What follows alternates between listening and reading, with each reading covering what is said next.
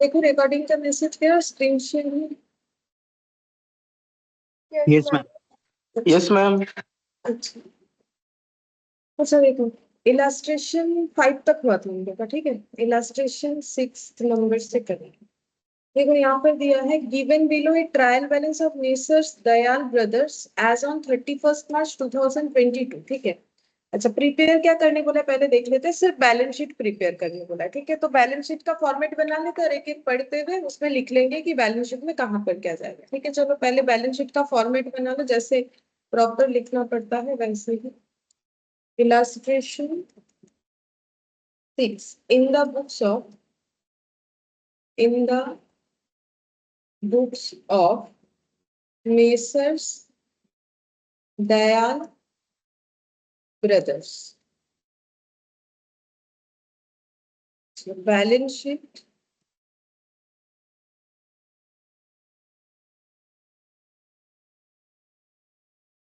as on 31st of March, ये क्या था एक बार देख लेते हैं, 2022, ठीक है। 31st मार्च 2020, जैसे टी शेप में होता है बैलेंस शीट, क्योंकि ये तो सोल प्रोप्राइटर का है ना। अगर कंपनी होता तो फिर टी शेप में नहीं।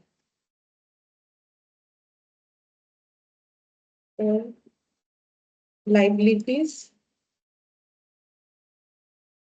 और एसेट्स, ठीक है। ये बन गया हम लोग का फॉर्मेट। अब डेटा देख देख के बस पुट करेंगे, ठीक है। अच्छा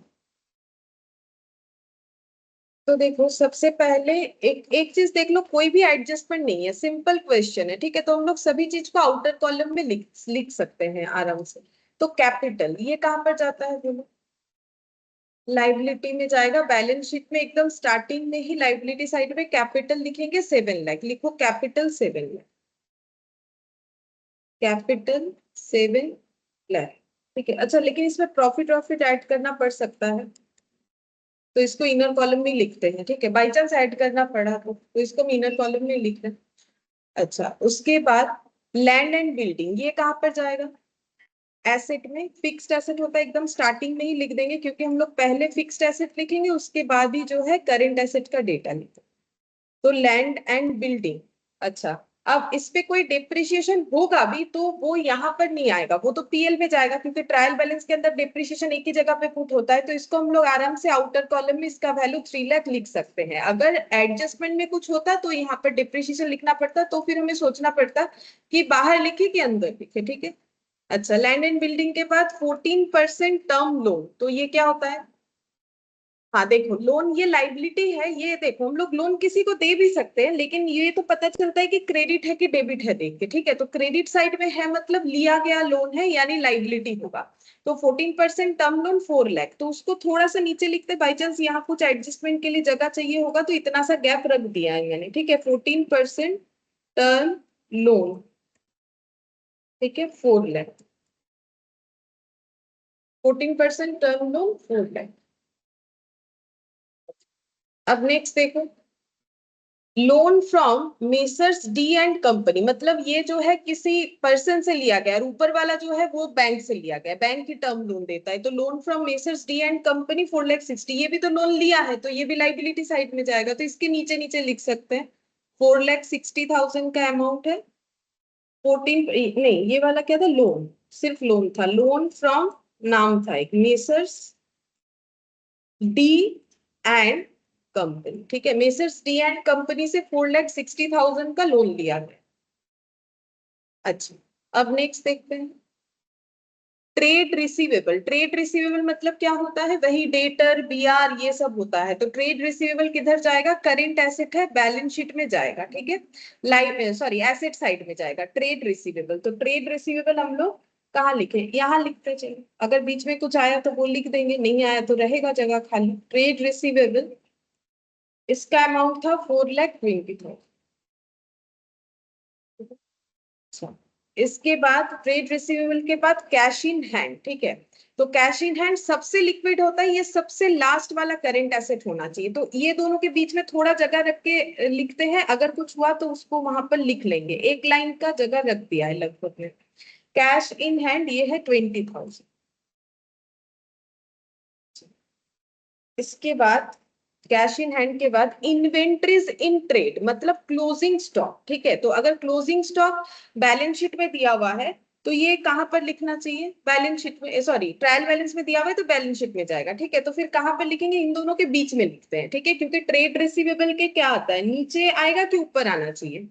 नॉर्मली लिक्विडिटी के हिसाब से देखो तो ट्रेड रिसीवेबल के आगे ही होना चाहिए, क्योंकि डेटर ज्यादा लिक्विड है कंपेयर टू पड़ा हुआ वो स्टॉक जो अभी तक नहीं बिका। लेकिन जो स्टॉक बिक गया ये तो कंफर्म है ना, आज नहीं तो कल इससे पैसा मिल जाएगा। लेकिन जो स्टॉक में मेरा पड़ा हुआ है वो बिकेगा तब ना, मतलब उसका स्टेप क्या होगा, inventory to debtor then debtor to cash होगा। लेकिन जो डेटर बन चुका है उसका एक ही स्टेप बाकी है लिक्विड होने में, डेटर टू कैश, ठीक है। तो इसके ऊपर लिखना चाहिए, ठीक है, इन्वेंट्री। तो यहाँ पर लिख देते हैं इन्वेंट्री इन ट्रेड। वैसे थोड़ा आगे पीछे हो जाए तो कुछ फर्क नहीं पड़ता है, ठीक है। ये हो गया 6 में। अब लिखते लिखते हो जाएगा एग्जाम में, तो क्या काट के इसमें टाइम बर्बाद करो, इतना जरूरत नहीं है, हो जाए कोई फर्क नहीं है। अच्छा फिर देखो फर्नीचर, तो फर्नीचर तो फिक्स्ड एसेट है, तो इस लैंड एंड बिल्डिंग के नीचे लिखना चाहिए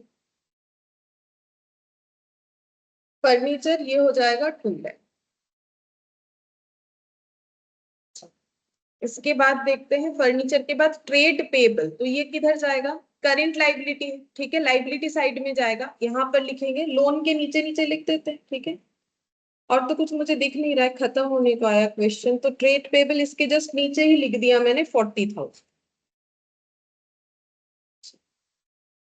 इसके बाद ट्रेड पेबल के बाद है एडवांस टू सप्लायर। ये क्या होता है, सप्लायर मतलब क्रेडिटर को एडवांस में पैसा दिया, दे ही सकते हैं, अपना प्रोडक्ट लेना है पहले से एडवांस कर दिए, बोल ही सकते हैं ना पूरा हम क्रेडिट नहीं दे पाएंगे, कुछ एडवांस कर दो, तो एडवांस कर दिया। तो ये क्या होता है एडवांस टू सप्लायर, एसेट होता है। किसी को अगर मैंने पैसा एडवांस कर, मुझे 5 लाख का चीज खरीदना, मैंने 1 लाख पहले से ही दे दिया, तो बाद में मुझे 4 लाख देना पड़ेगा, तो किसी को एडवांस करना मेरे लिए क्या होगा, एसेट होगा। और ये कैसा एसेट होगा, करेंट एसेट, ठीक है। जैसे प्रीपेड करते हैं ना, तो वैसे ही एडवांस हो गया। तो कहाँ पर लिखेंगे, ट्रेड रिसीवेबल के नीचे लिखेंगे, है ना। यहाँ पर ये देखो ये लिक्विड है, क्योंकि ये तो ऑलरेडी कैश फॉर्म में है, इसका तो कुछ ट्रांसफॉर्मेशन होने वाला है नहीं। तो advance to supplier, advance to supplier ये हो जाएगा 1 लाख।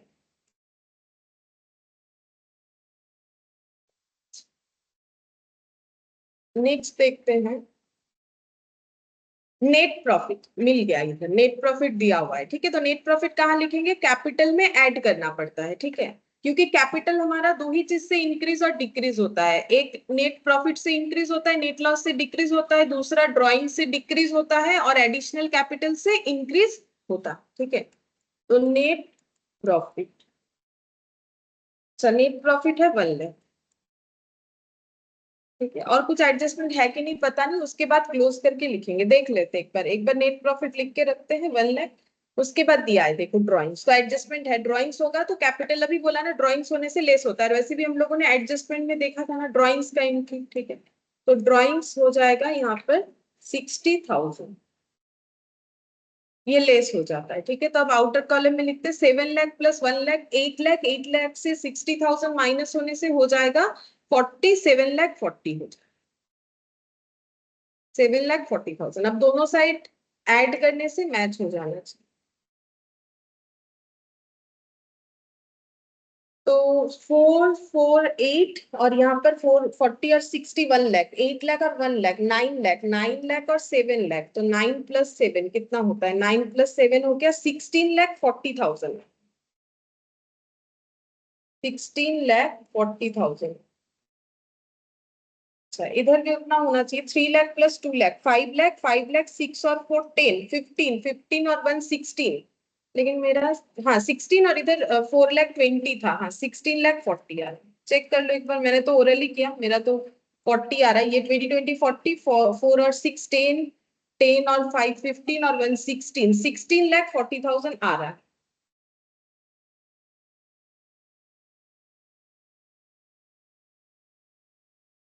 ठीक है। अच्छा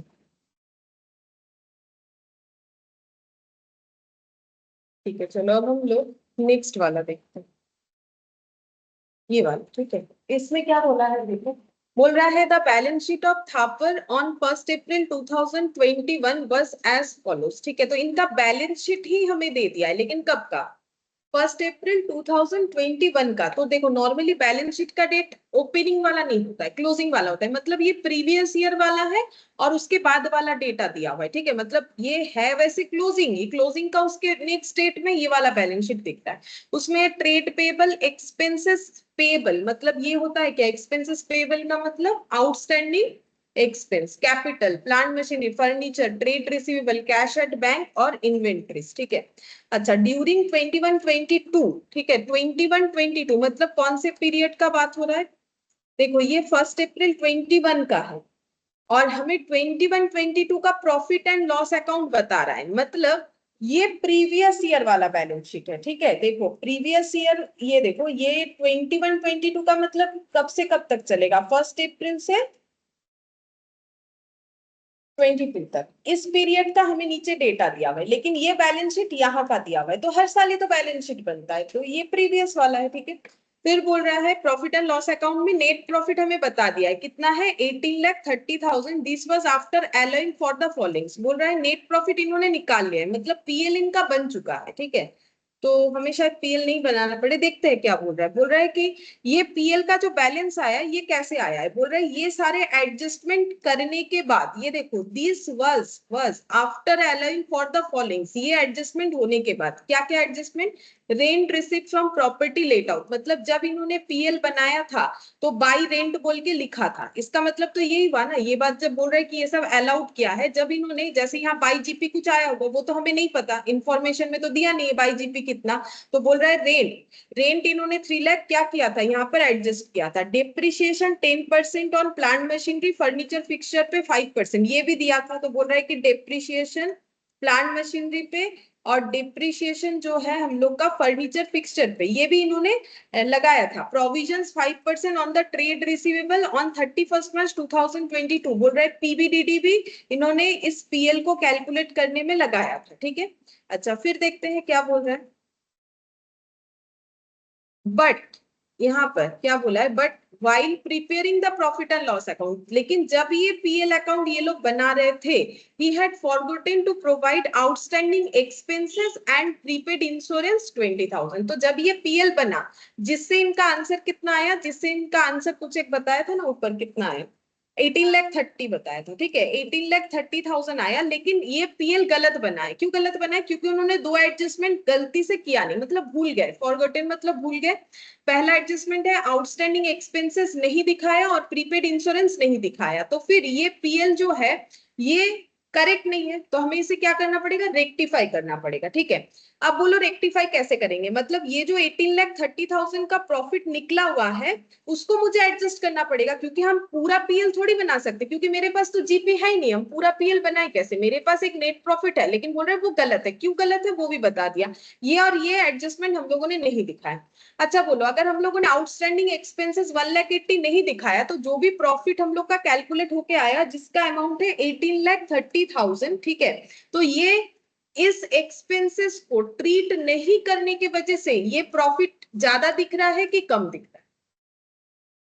ज्यादा दिख रहा है। हाँ ज्यादा दिख रहा है। क्यों? क्योंकि ये एक्सपेंस है। अगर मैंने एक्सपेंस नहीं दिखाया तो मेरे पास तो प्रॉफिट ज्यादा ही दिखेगा। मेरा खर्चा हुआ था मान लो 15 रुपए, मैंने नहीं दिखाया 5 रुपए, तो मेरे पास प्रॉफिट दिख रहा है कितना? या सॉरी, मेरा मान लो प्रॉफिट है 15 रुपए, ठीक है, जिसमें मैंने 2 रुपए का खर्चा दिखाना हम भूल गए, तो मेरा प्रॉफिट एक्चुअली कितना दिखना चाहिए था? 13। अगर मैंने नहीं दिखाया तो मेरा प्रॉफिट ज्यादा दिख रहा है।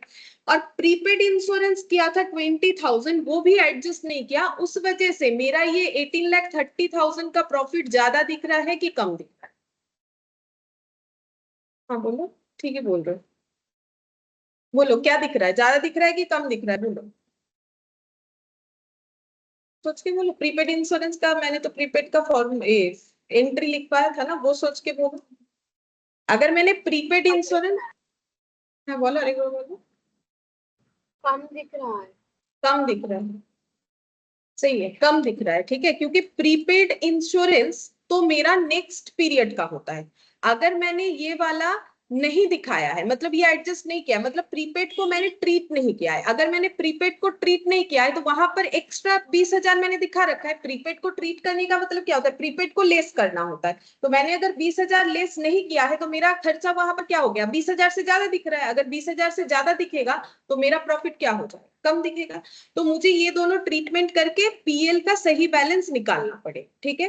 फिर बोल रहा है इस current asset and liabilities as on 31 March 2022, मतलब कौन सा डेट, जो इस साल का ईयर एंड है, क्योंकि हमें कौन सा डेट बोला है, इस डेट का डेटा दिया ना यहां से यहां तक, और यहां पर एक बैलेंस शीट दिया, यही तो बोला है। और यहाँ पर प्रॉफिट आया है 18,30,000, जो कि मुझे करना है रेक्टिफाई बिकॉज ऑफ दिस, ठीक है।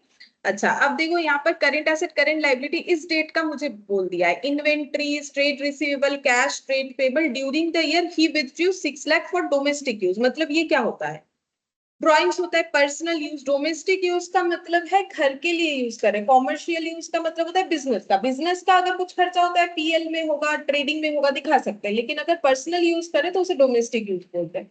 हमें क्या प्रिपेयर करके देना है, बेसिकली बैलेंस शीट प्रिपेयर करके देना है। लेकिन बैलेंस शीट प्रिपेयर करेंगे तो उसमें मुझे नेट प्रॉफिट भी चाहिए, तो फिर मुझे पीएल को क्या करना पड़ेगा, रेक्टिफाई करना पड़ेगा। अगर हम बैलेंस शीट ही बनाएंगे मान रहे हैं तो फिर पीएल का क्या जरूरत है ना, पीएल से नेट प्रॉफिट मिलेगा तभी ना बैलेंस शीट आगे पूरा बनेगा, नहीं तो कैसे टोटल करेंगे। अगर नेट प्रॉफिट नेट लॉस जो भी आ रहा है वो नहीं दिखाएंगे तो कैसे टोटल करेंगे। बैलेंस शीट हमें फाइनली रिजल्ट में दिखाना है, मतलब सॉल्यूशन में। और वर्किंग नोट में हम लोग क्या करेंगे, रेक्टिफाइड पीएल को प्रिपेयर करेंगे, ठीक है। तो एक बैलेंस शीट का पूरा ये कर लो, स्ट्रक्चर बना लो। बैलेंस शीट हमें मेनली सोल्यूशन में दिखाना है, और ये पीएल को हम लोग वर्किंग नोट में कर देंगे, क्योंकि हमें पीएल डायरेक्टली दिखाने नहीं होता है। अगर बोलता कि दिखाओ तो फिर वो भी सोल्यूशन में दिखाते, तो इसको हम लोग वर्किंग नोट। तो अभी हम लोग फिर से बैलेंस शीट ही एक बनाएंगे और साथ ही साथ वर्किंग नोट में पीएल। अच्छा, इलास्ट्रेशन ये है हम लोग का 8, sorry 7, balance sheet of in the books of Thapar.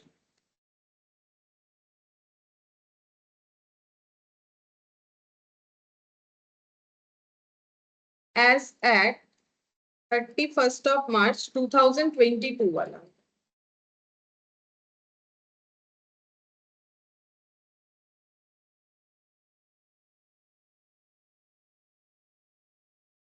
Liabilities, assets,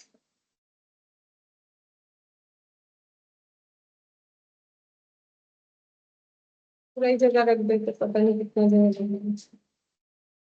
और पीछे पहले पीएल का रेक्टिफिकेशन कर लेते, एक वर्किंग नोट बना लेते हैं।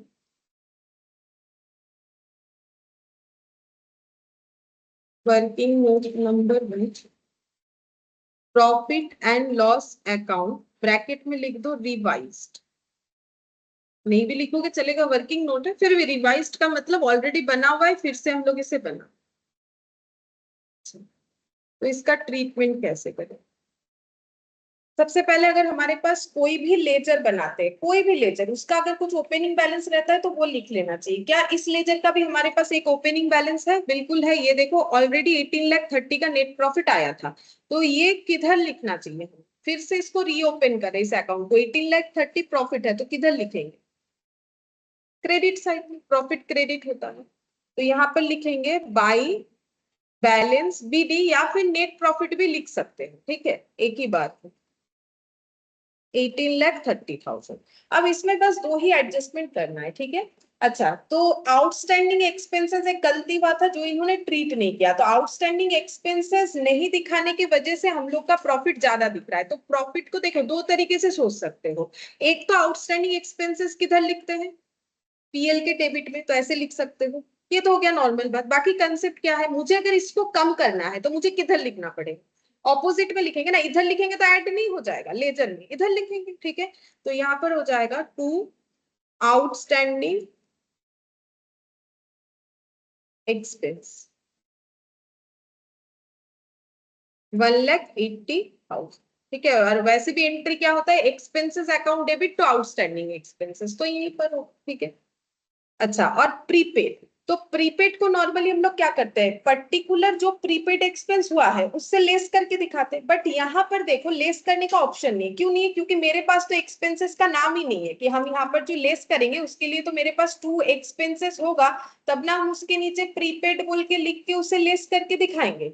तो मेरे पास अगर ये ऑप्शन नहीं है, मुझे लेस करना है, ठीक है, फिर मतलब यहाँ से लेस करना था, बेसिकली मेरे एक्सपेंसेस को मुझे क्या करना है, कम करना है, जो कि मैंने नहीं किया, इसकी वजह से मेरा प्रॉफिट कम दिख रहा है, तो मुझे प्रॉफिट को क्या करना है, इतने से बढ़ाना है। तो फिर किधर लिखना चाहिए, बाई साइड में लिखेंगे। क्यों क्यों लिख रहा है, इधर लिख सकते थे लेस करके, बट वो पर्टिकुलर एक्सपेंस है ही नहीं मेरे पास कि जिसके हेल्प से हम यहाँ पर लिख पाए। अगर माइनस करने का मेरे पास कोई ऑप्शन नहीं है तो मुझे ऑपोजिट में लिखना चाहिए। जैसे देखो सेल्स रिटर्न, तुम लोग सेल्स के नीचे लिख के लेस करते हो, ये जो है काफी दिनों से ये फॉर्मेट चल रहा है, हमारे टाइम पे भी यही चलता था। तो पहले क्या होता था ना, सेल्स रिटर्न को टू साइड में लिख देते थे, टू सेल्स रिटर्न, तो भी बात एक ही है, एंट्री तो वही होता है ना, टू सेल्स रिटर्न लिख सकते हैं तो भी आंसर सेम आएगा, तुम लोग करके देख सकते हो। लेकिन वो क्या है, हर एक चीज का अकाउंट्स का एक फॉर्मेट होता है कि भाई ऐसे ही लिखो, तो वैसे उधर जो है लेस करके लिखना पड़ता है। वैसे प्रीपेड हम लोग नॉर्मली लेस करके दिखाते हैं, अब यहाँ लेस करने का ऑप्शन नहीं है तो फिर हम लोग को इधर ही लिखना पड़ेगा, बाई प्रीपेड एक्सपेंस 20,000। और वैसे भी हम लोगों ने देखा कि प्रॉफिट को बढ़ाना है तो इसके साथ ऐड होगा, इस तरीके से लिखो, ठीक है। तो यहाँ पर कितना हो जाएगा, 18,50,000।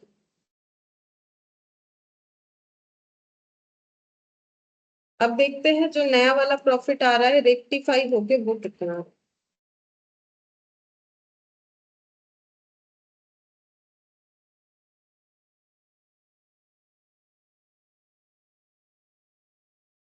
सिक्सटीन 16,70,000, ठीक है। तो ये हम लोग का रिवाइज्ड जो है प्रॉफिट, मतलब जो करेक्ट प्रॉफिट है वो हमें मिल गया। बस अब हम लोग जो है अपना बैलेंस शीट को रेडी कर सकते हैं। बैलेंस शीट को इधर बना दो।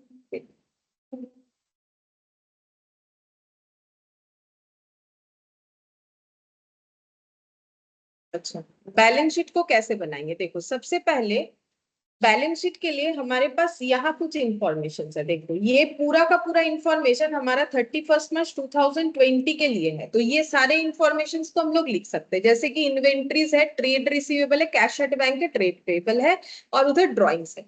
तो क्या सिर्फ यही इंफॉर्मेशन रहेगा, नहीं, ये सब इंफॉर्मेशन नीचे अलग से क्यों दिया हुआ है पता है, क्योंकि इसमें चेंजेस हुआ है। जैसे कि देखो पुराने वाले बैलेंस शीट में भी हमें इन्वेंट्रीज दिखेगा, ये देखो कितना है, ये है 1,30,00,000, ठीक है, 1,30,00,000 है, लेकिन नीचे इन्वेंट्रीज कितना हो गया है देखो, 14,50,000, मतलब सेल हो गया होगा तभी वो कम हो गया है। तो मुझे जो नया डेटा दिया है हम वो लिख लेंगे, ठीक है, लेकिन मुझे अगर बैलेंस शीट बनाना है तो प्रीवियस वाला डेटा भी तो देखना पड़ेगा। मतलब पहले मेरे पास प्लांट मशीनरी था, तो अभी भी मेरे पास प्लांट मशीनरी हो सकता है ना, ऐसा थोड़ी ना कि मेरे पास प्लांट मशीनरी नहीं होगा। अगर मुझे बोल देगा कि सेल हो गया तब नहीं रहेगा, ठीक है। तो मेरे पास पहले प्लांट मशीनरी था, कितना, 30 लाख। अब मुझे देखना चाहिए क्या मुझे नया प्लांट मशीनरी का डेटा दिया है, अगर दिया है तो वो पुट कर देंगे, अगर नहीं दिया है तो इसमें जो भी कम बेसी हुआ है उसको एडजस्ट करने के बाद पुट करेंगे। तो देखते हैं पहले इधर कोई प्लांट मशीनरी है कि नहीं। देखो यहाँ पर कोई प्लांट एंड मशीनरी नहीं है, तो क्या हम लोग प्लांट मशीनरी नहीं लिखेंगे, बिल्कुल लिखेंगे। मेरे पास पहले से प्लांट मशीनरी था तो अभी भी है, वो तो नीचे मुझे जो डेटा चेंज हो गया है वो दे दिया है, ठीक है। तो अब सबसे पहले मुझे क्या लिखना चाहिए, एसेट साइड से अगर स्टार्ट करते हैं सबसे पहले क्या लिखेंगे, प्लांट एंड मशीनरी। तो लिखो प्लांट एंड मशीनरी। अब इसको लिखेंगे इनर कॉलम में, क्यों बताओ, क्योंकि पीएल में डेप्रिसिएशन का एडजस्टमेंट हुआ था, ये बात हमें यहाँ पर बोला हुआ है। देखो डेप्रिसिएशन और फर्नीचर पे डेप्रिसिएशन चार्ज हुआ था। अब ये हमें अपने वाले पीएल में क्यों नहीं दिख रहा है, क्योंकि अपना वाला पीएल में तो सिर्फ दो ही एडजस्टमेंट करना पड़ा, क्योंकि ये सब करने के बाद ही इनका 18,30,000 आया था। तो डेप्रिसिएशन अगर नीचे एडजस्टमेंट में दिया हुआ था तो वो तो दो बार जाना चाहिए था, एक बार पीएल में गया, अभी यहाँ पर हमें लेस करके दिखाना पड़ेगा, ठीक है। तो कितना डिप्रिसिएशन लग रहा है, प्लांट मशीनरी में बोला है 10%, तो इनर कॉलम में लिखो 30 लाख, फिर उससे 10% डिप्रिसिएशन लेस करो। तो यहाँ पर हो जाएगा 30 lakh less depreciation at the rate of 10%। 3 lakh ये पीएल में गया है, लेकिन वो हम लोग को नहीं दिख रहा है क्योंकि हमें वो एडजस्टमेंट पूरा करके दिया हुआ है क्वेश्चन। तो ये हो जाएगा 27। प्लांट एंड मशीनरी के बाद नेक्स्ट देखते हैं क्या डेटा है। फर्नीचर एंड फिक्सचर, तो लिखो, ये भी इनर कॉलम में लिखो क्योंकि इस पे भी डेप्रिसिएशन जाएगा 5%। Furniture and fixture, furniture and fixture, ठीक है, फर्नीचर एंड फिक्सचर 3 लाख, 5% का depreciation, less depreciation at the rate of 5%, 1,50,000। तो 3 लाख से 1,50,000 लेस होने से कितना बचेगा? नहीं, 1,50,000 नहीं, शायद 15,000 होगा ना। एक मिनट देखो,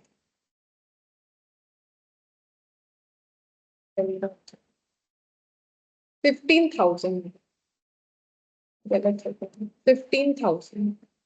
तो 15,000 लेस कर दो 3 लाख से, कितना आ रहा है? 2,85,000, ठीक है। अच्छा, फर्नीचर फिक्सचर, इसका भी ना नीचे कोई डेटा दिया हुआ नहीं था, अगर होता तो वो वही वाला पुट करते, ठीक है, कि हमें कैलकुलेट करके दे ही दिया है कि इस डेट का ये डेटा है, ठीक है। अब दिया नहीं है तो जैसा एडजस्टमेंट हमें करना है यहाँ पढ़ के समझ में आता है वैसे ही करेंगे। ट्रेड रिसीवेबल 14 लाख, इस पे देखो प्रोविजन क्रिएट करना है 5%। क्या हमें इसका एडजस्टमेंट का डेटा दिया हुआ है? एक बार चेक कर लेते, मैंने फर्नीचर का चेक नहीं किया, अभी करवा देते। नहीं दिया हुआ है, देखो, हाँ दिया हुआ है। कितना दिया हुआ है? ट्रेड रिसीवेबल 20 लाख दिया हुआ है, ठीक है। अच्छा, अब ट्रेड रिसीवेबल 20 लाख दिया हुआ है, ये कब का दिया हुआ है हम लोग का? 31 मार्च 2022। और ये जो हमें प्रोवाइड करने बोला है, ये कब प्रोवाइड करने बोला है वो भी पढ़ के देखो।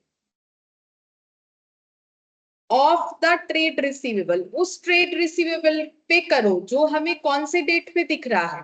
31 मार्च 2022, मतलब क्लोजिंग डेटर पे हमें दिखाने बोला है, मतलब दिखाना पड़ेगा, ठीक है। जब हमें क्वेश्चन में बोल दिया है कि क्लोजिंग डेटर पे दिखाना है तो हमें दिखाना पड़ेगा।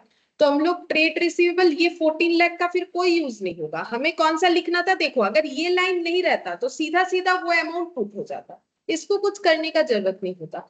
लेकिन यहाँ बोला है कि ये 5% प्रोविजन दिखाओ, कौन से डेटर पे? 31 मार्च 2022। और अगर ये वाला भी नहीं बोलता, ये वाला नहीं बोलता, तो फिर ये 5% किस पे लगता? इस पे लगता, तब नीचे वो डेटा कभी नहीं दिया हुआ रहता। दो चीज नहीं दिया हुआ रहेगा, फिर वो वाला डेटा वहां पर अपीयर नहीं करता। तो कोई भी एक ही चीज हमें देगा। अब जैसे क्वेश्चन बोलेगा हमें फॉलो द क्वेश्चन करना है, ठीक है। तो कौन सा डेटा लिखोगे? जो नीचे है, क्योंकि 31 मार्च 22 का डेटा ये नीचे वाला है, ऊपर 31 मार्च 21 का डेटा है। तो trade receivable 20 lakh inner column में लिखना। Trade receivable 20 lakh minus provisions for doubtful debt at the rate of 5%। ये 1 लाख होगा, 20 लाख है तो ये 1 लाख होगा। तो आंसर आ जाएगा 19 लाख, ठीक है। आंसर आ जाएगा 19 लाख। ट्रेड रिसीवेबल के बाद नेक्स्ट देखते हैं। नेक्स्ट है कैश एट बैंक है और इन्वेंट्रीज है, दो है। लेकिन पहले देखते हैं क्या नीचे हमें कुछ दिया हुआ है। कैश एट बैंक और इन्वेंट्रीज पहले देखते हैं। हाँ देखो, इन्वेंट्रीज तो दिया हुआ है तो ये ही लिखेंगे। ट्रेड रिसीवेबल का यूज कर चुके हैं, कैश एट बैंक ये लिखना पड़ेगा। तो इन्वेंट्रीज लिख लो पहले, उसके बाद कैश एट बैंक लिखेंगे। तो inventories 14 lakh 50, cash at bank 10 lakh 35, ये दो चीज हमें लिखना है। पहले लिखो इन्वेंट्रीज। इन्वेंट्रीज 14 लाख 50,000, ठीक है। और cash at bank, cash at bank ये कितना था? 10 लाख 35 शायद, हाँ 10 लाख 35,000 ये जाएगा।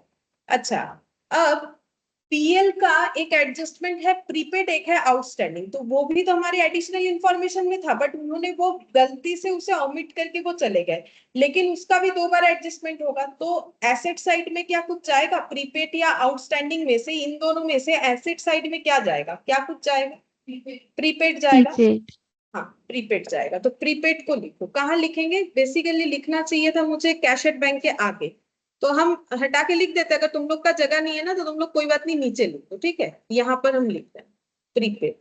मेरा हम जो है मिटा सकते हैं, तो मैंने मिटा दिया। तुम लोग को काटने का जरूरत नहीं, लिख दो उसके नीचे, कुछ प्रॉब्लम नहीं। कैश एट बैंक 10,35,000 और प्रीपेड था, प्रीपेड एक्सपेंसेस 20,000, प्रीपेड एक्सपेंसेस 20,000, ठीक है। देखो हो गया। अच्छा, अब लाइबिलिटी। तो लाइबिलिटी में पहले पुराने वाले बैलेंस शीट में जाओ, ठीक है। पहले पुराने वाले बैलेंस शीट में चलते हैं। ट्रेड पेबल, क्या नीचे हमारे पास ट्रेड पेबल था देखो था, तो वो नहीं लिखना है। फिर कौन सा लिखना है हमें? यही वाला, क्योंकि हमें बता जब दिया है कि यही वाला होगा तो यही वाला लिखेंगे। लेकिन ट्रेड पेबल तो हम लोग सबसे लास्ट में लिखते हैं, ठीक है। ये डेटा मिल गया तो इसको लिख लेते हैं, मतलब नीचे लिखो, ऊपर के साइड मत लिखो। ऊपर में कैपिटल ये सब लिखेंगे, तो थोड़ा नीचे करके लिखो। ट्रेड पेबल 11,40,000, ट्रेड पेबल 11,40,000, ठीक है। अच्छा, अब देखो यहाँ पर और हमें देखने का जरूरत नहीं पड़ेगा, यहाँ है 6 लाख है, चलो। और यहाँ पर और एक पॉइंट भी बाकी है, चलो ठीक है। ट्रेड पेबल के बाद यहाँ देखते हैं एक्सपेंसेस पेबल। तो इस बार भी हमारा एक्सपेंसेस पेबल है, तो ये तो प्रीवियस वाला है, प्रीवियस ईयर का 1,50,000। अभी एक्सपेंस पेबल कितना बचा, वो तो पीएल में दिख रहा है ना, या फिर एडजस्टमेंट में भी देख सकते हो कितना, 1,80,000। मतलब प्रीवियस, ये इसका मतलब क्या हुआ बोला तो, प्रीवियस का 1,50,000 तो बाकी था ही, और 30,000 बाकी हो गया होगा, दोनों मिला के कितना हो गया है? 1,80,000। चलो उससे हमें कोई फर्क नहीं पड़ता है, हमें क्या लिखना चाहिए? 1,80,000, जो कि करंट ईयर का आउटस्टैंडिंग, वो तो प्रीवियस वाला है जो उन्होंने रिकॉर्ड किया था। तो कहां पर लिखोगे? ट्रेड पेबल के ऊपर लिखेंगे आउटस्टैंडिंग एक्सपेंसेस, आउटस्टैंडिंग एक्सपेंसेस 1,80,000, ठीक है। अच्छा, और क्या बाकी है? कैपिटल, तो ये ओपनिंग कैपिटल है, ये तो लेना ही पड़ेगा, क्योंकि नीचे तो हमारे पास कोई कैपिटल का डेटा नहीं। जैसे प्लांट मशीनरी लिया फिर उस पर एडजस्टमेंट किया, तो वैसे यहाँ पर ओपनिंग कैपिटल ले लेंगे। ये कैपिटल है हम लोग का 50 लाख। अच्छा, इसमें क्या क्या एडजस्टमेंट होगा? प्रॉफिट या लॉस जाएगा, तो प्रॉफिट था तो ऐड कर दो, नेट प्रॉफिट 16,70,000।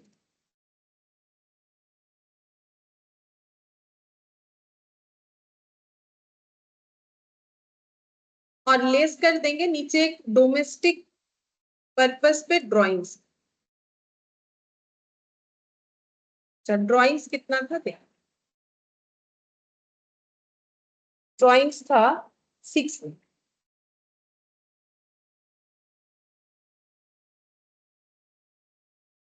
कितना हो जाएगा? 6 लाख, मतलब ये हो जाएगा मेरा 66 से 60,70,000 होना चाहिए शायद।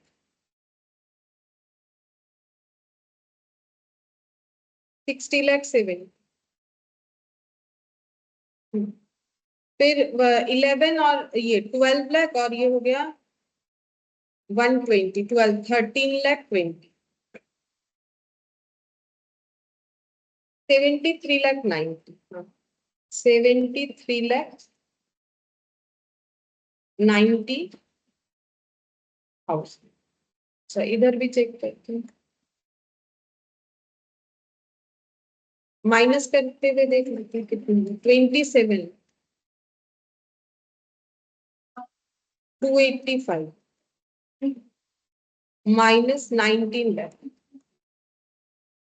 Minus 1450 minus 1050। हाँ जीरो आ रहा है, ठीक है। मतलब 73,90,000 दोनों साइड पे ही आ रहा है।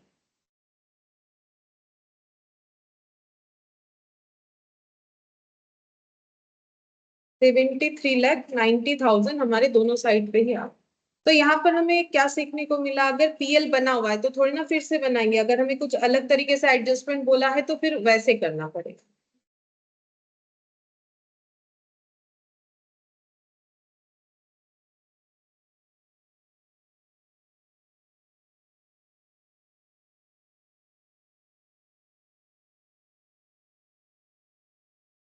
ठीक है, समझ में आया? अच्छा,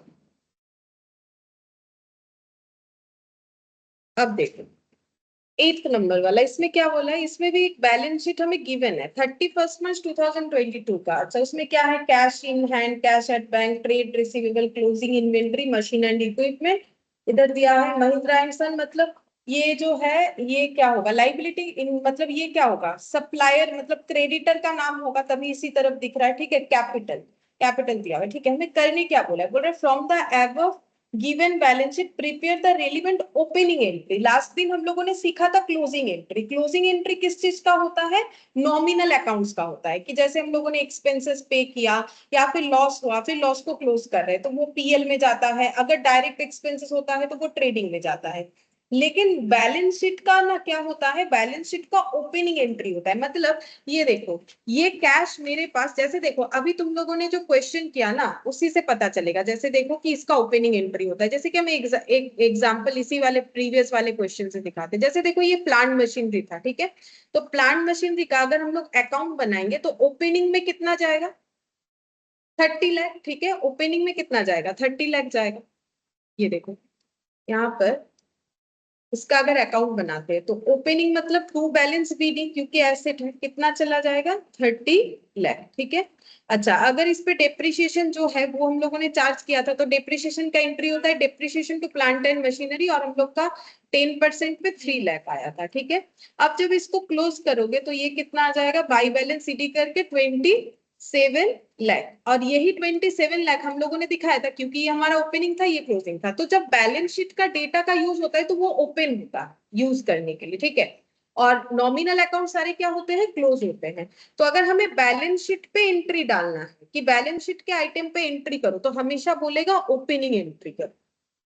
ठीक है, अच्छा अब ओपनिंग एंट्री कैसे होगा, तो ओपनिंग एंट्री का मतलब क्या है, ये प्रीवियस ईयर का इतना कैश था, इस बार इस कैश को हम लोग ओपनिंग बैलेंस बनाएंगे, तो इसको हमें क्या लिखना पड़ेगा, cash in hand account, debit होगा कि क्रेडिट होगा। अगर हम लोग ओपन कर रहे हैं बैलेंस को, तो कैश तो एसेट है, अभी दिखाया मशीन एसेट था, तो ओपन हुआ तो क्या हुआ, डेबिट हुआ। ये सब क्या होगा, डेबिट, ये क्या होगा, डेबिट, डेबिट। ठीक है, ये क्या हो जाएगा, डेबिट, ये भी क्या हो जाएगा, डेबिट। और क्रेडिट क्या होगा, टू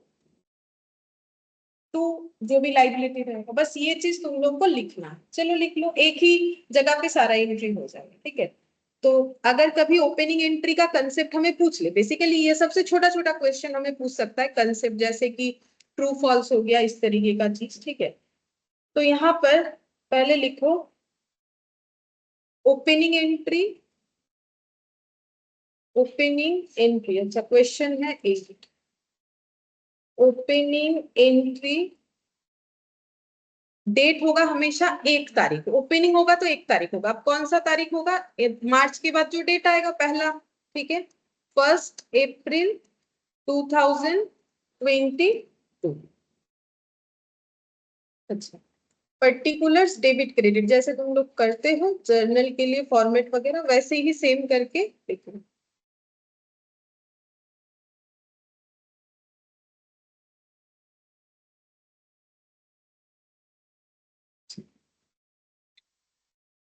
सबसे पहले cash in hand, cash at bank. ठीक है, तो cash in hand account debit, cash at bank account debit.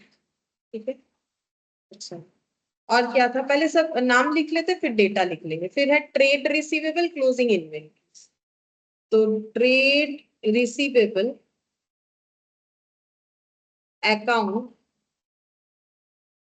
Debit. अच्छा, इसके बाद था क्लोजिंग इन्वेंट्री, तो सिर्फ इन्वेंट्री लिख रहे, चाहो तो क्लोजिंग इन्वेंट्री भी लिखा जा सकता है। Inventory account debit. अच्छा, और था machine equipment account debit, machine and equipment account debit. ठीक है, और ये टैली जरूर हो जाएगा, उसमें चिंता मत करो, क्योंकि बैलेंस शीट का डेबिट साइड का आइटम मतलब एसेट का आइटम, और लाइबिलिटी सभी लिखेंगे तो टैली तो होगा ही, क्योंकि बैलेंस शीट तो ऑलरेडी टैली है, तो ये सब लिखेंगे, ये सब लिखेंगे, टैली तो होगा ही। टू कैपिटल और to Mahindra and son, to Mahindra and son और टू कैपिटल, ठीक है।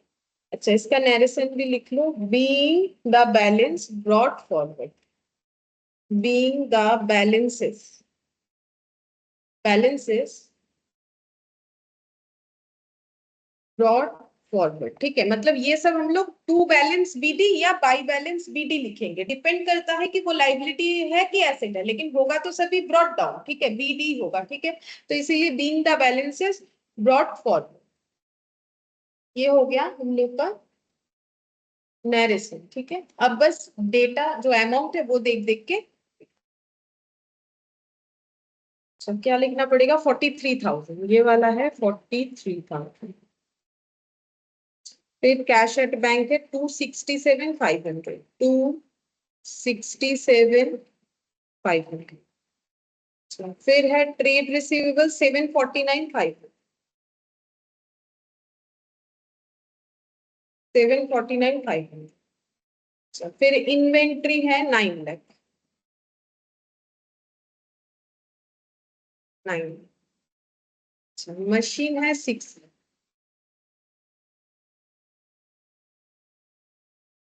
और ये वाला है 5,60,000, ये क्रेडिट में जाएगा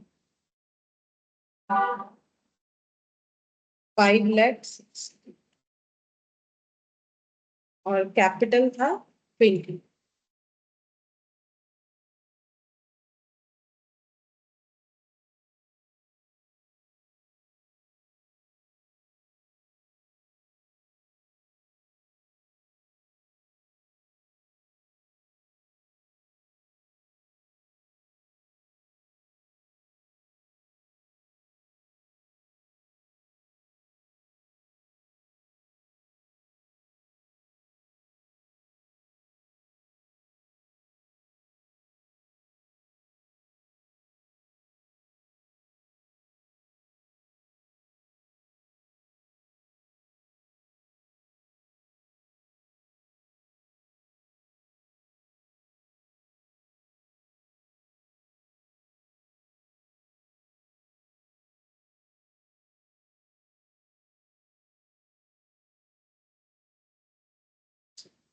अब इसके बाद जो क्वेश्चन है ना, उसमें जो है जीएसटी का एडजस्टमेंट दिया, तो पहले हम थोड़ा जीएसटी का एडजस्टमेंट सिखा देते हैं कैसे होता है, उसके बाद हम लोग क्वेश्चन।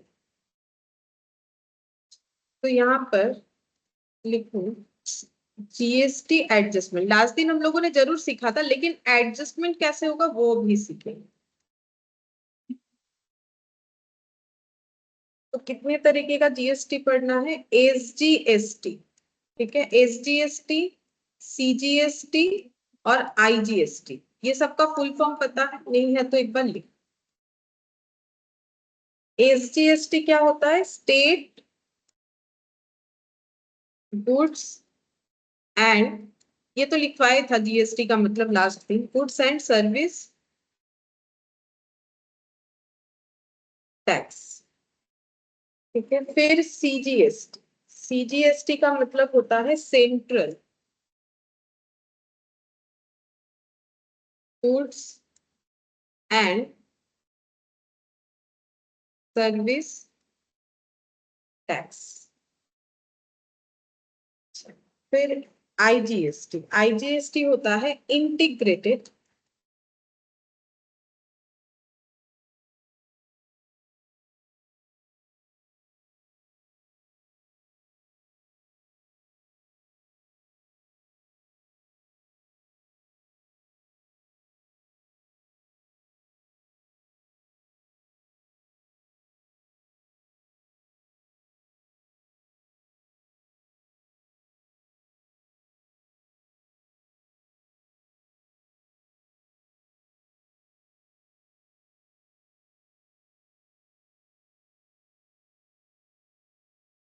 देखो ये वाला जो है एसजीएसटी, ये स्टेट कलेक्ट करेगा, ठीक है। सेंट्रल मतलब जो सेंट्रल गवर्नमेंट है वो, ठीक है। और आईजीएसटी हो गया integrated goods and service tax. हमें यहाँ पर क्या समझना है, देखो हम लोगों ने यहाँ पर लास्ट दिन देखा था इनपुट जीएसटी होता है हम लोग का, और मतलब इनपुट वाला भी होता है आउटपुट वाला भी होता है। तो अगर हम लोग इनपुट टैक्स पे कर रहे हैं तो हमें इनपुट टैक्स क्या मिल सकता है, क्रेडिट मिल सकता है, ठीक है। अच्छा, अब इसका एडजस्टमेंट कैसे होगा, जब हम लोग कुछ भी परचेज कर रहे हैं, ठीक है, यानी कि हम लोग का क्या हो रहा है, एक्सपेंस हो रहा है, या फिर अगर हम लोग कुछ एसेट परचेज कर, ठीक है, तो हमें क्या देना पड़ सकता है, जीएसटी देना पड़ सकता है, जिसको हम लोग क्या बोलेंगे, इनपुट जीएसटी, ठीक है। हम लोग जो जीएसटी पे करके परचेज करते हैं कोई भी प्रोडक्ट, तो वो होता है इनपुट जीएसटी, और ये हम लोग का हमेशा क्या होता है, एसेट होता है। ये लास्ट दिन भी मैंने सिखाया था। ये एसेट क्यों होता है, क्योंकि इसको हमें जब हम लोग इस सेम चीज को बेचेंगे तो हमें इसका क्या मिल जाएगा, इनपुट टैक्स क्रेडिट। अगर जीएसटी देंगे तो ही इनपुट टैक्स क्रेडिट मिलेगा, नहीं तो नहीं मिलेगा। इसीलिए बोल रहे हैं कि ये हमारा एसेट है, फ्यूचर में ये हमें एडजस्ट करने को मिलेगा, ठीक है।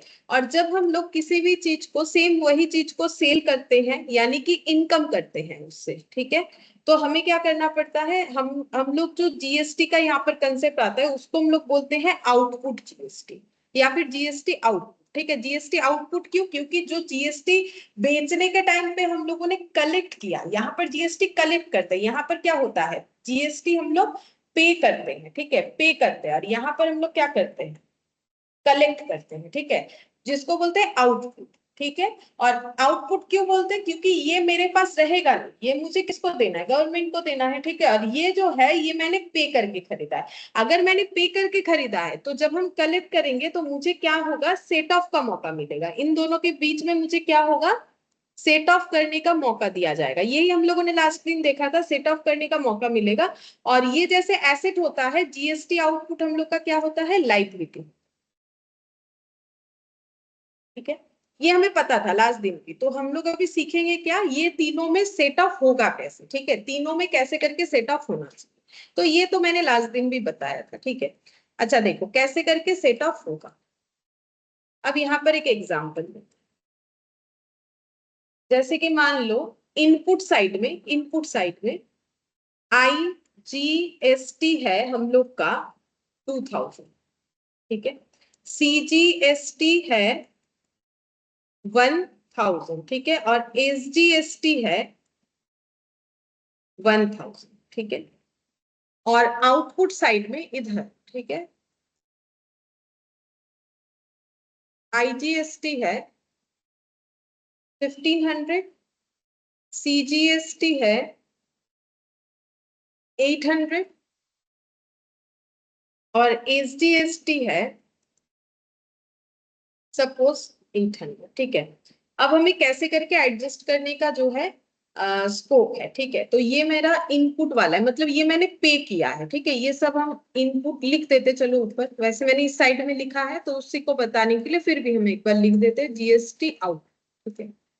तो ये हम लोगों ने कलेक्ट किया है, ये हम लोगों ने पे किया है, ठीक है। अब एडजस्टमेंट का रूल्स क्या है, ठीक है, एडजस्टमेंट का रूल्स क्या है, देखो एक बार रूल्स लिखवा दे, फिर इसके बाद ये क्वेश्चन को सॉल्व करेंगे ताकि तुम लोग को भी समझ में आए क्या होगा। ये मेरा क्वेश्चन है, ठीक है। अब एडजस्टमेंट का रूल्स हम लिखवा देते हैं, रूल्स क्या है, फिर हम लोग इस क्वेश्चन को सॉल्व करें। रूल्स, ठीक है। तो रूल्स कुछ ऐसा है, किस ऑर्डर में एडजस्ट होगा, ठीक है। तो ऊपर लिखो set of input GST against output GST. Input GST के साथ आउटपुट जीएसटी कैसे करके सेट ऑफ होगा, तो हम पीछे ही लिख रहे हैं, टेबल फॉर्मेट में लिखवा देंगे। यहाँ पर जगह जो है थोड़ा शॉर्ट पड़ रहा है, ठीक है, तो हम पीछे टेबल बना के लिखते हैं। लिखो यहाँ पर, इधर लिखो इनपुट जीएसटी, यहाँ पर लिखो ऑर्डर ऑफ यूटिलाइजेशन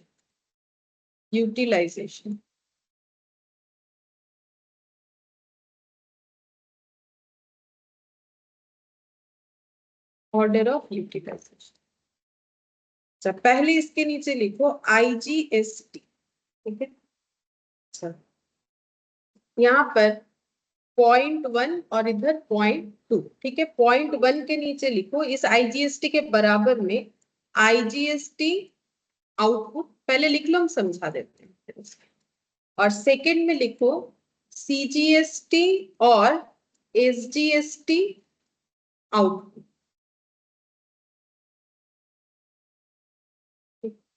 अच्छा, इसके नीचे लिखो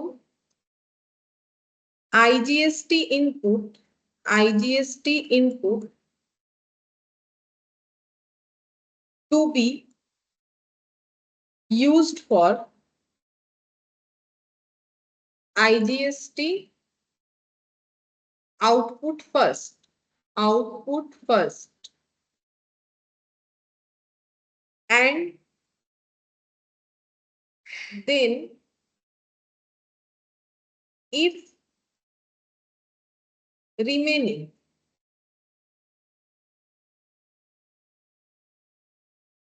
comma, it can be used to set off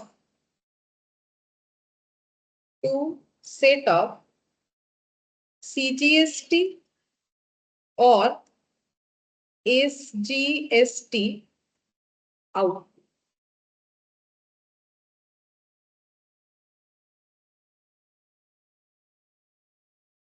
ठीक है, पहले ये समझा देते फिर नेक्स्ट वाला पॉइंट।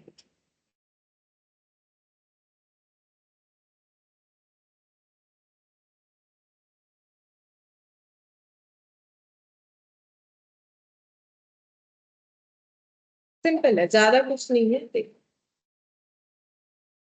सिंपल हम एक लाइन में बता देते हैं। अगर मेरा आईजीएसटी इनपुट पड़ा हुआ है तो इनपुट मेरा एसेट होता है, उससे हम अपने आउटपुट को एडजस्ट कर सकते हैं, ठीक है। लेकिन एडजस्ट करने का रूल्स क्या है, बोल रहे हैं आईजीएसटी पहले किसके साथ एडजस्ट होगा, आईजीएसटी के साथ। अगर आईजीएसटी इनपुट है और मेरे पास आईजीएसटी आउटपुट भी है तो पहले आईजीएसटी आईजीएसटी के साथ ही एडजस्ट होगा। उसके बाद भी अगर कुछ बच जाता है इनपुट, ठीक है, जैसे मान लो मेरा आउटपुट था आईजीएसटी का मान लो 200 और यहाँ पर मेरा इनपुट था 500, तो 500 से 200 एडजस्ट हो गया, उसके बाद कितना बचेगा 300। अब वो कहाँ एडजस्ट होगा, सीजीएसटी एसजीएसटी किसी में भी हो सकता है, इसके लिए कोई प्रॉपर ऑर्डर नहीं, ठीक है। लेकिन क्या होता है ना, पहले खुद का हेल्प करना सीखो तभी दूसरे का कर पाओगे। तो वैसे ही आईजीएसटी अपना हेल्प पहले करेगा, उसके बाद उसके पास अगर कुछ बचता है तो ये इन दोनों में से किसी को भी हेल्प कर सकता है, उसके लिए कोई ऑर्डर नहीं है कि सीजीएसटी को पहले करना है उसके बाद एसजीएसटी को करना है, ऐसा कुछ रूल्स नहीं है, दोनों में से किसी को कर सकता है, वही लिखा हुआ है। IGST input to be used for IGST output first, देखो वही बोला मैंने, पहले ये इसके साथ एडजस्ट होगा। एंड देन इफ रिमेनिंग, अगर बच जाता है, it can be used to set off CGST और एसजीएसटी आउटपुट, दोनों में से किसी के साथ भी करो कोई फर्क नहीं पड़ेगा, ठीक है।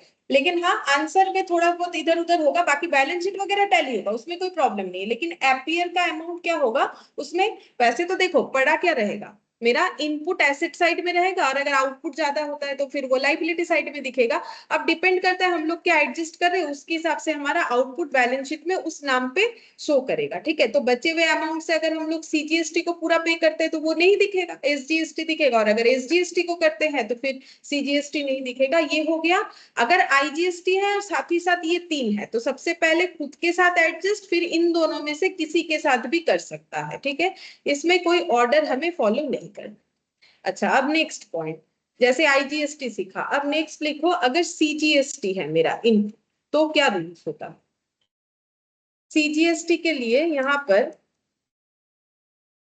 1 पॉइंट जो है ना, ये जो 1 पॉइंट है उसके नीचे लिख रहा है, ठीक है, मतलब ये हेडिंग, ठीक है, ये हेडिंग। फिर देखो हम ये पीले वाले कलर से ही लिख रहे हैं, तो यहाँ पर सीजीएसटी आउटपुट और थोड़ा सा दूरी पे यहाँ पर ये सेकेंड वाले पॉइंट पे IGST output,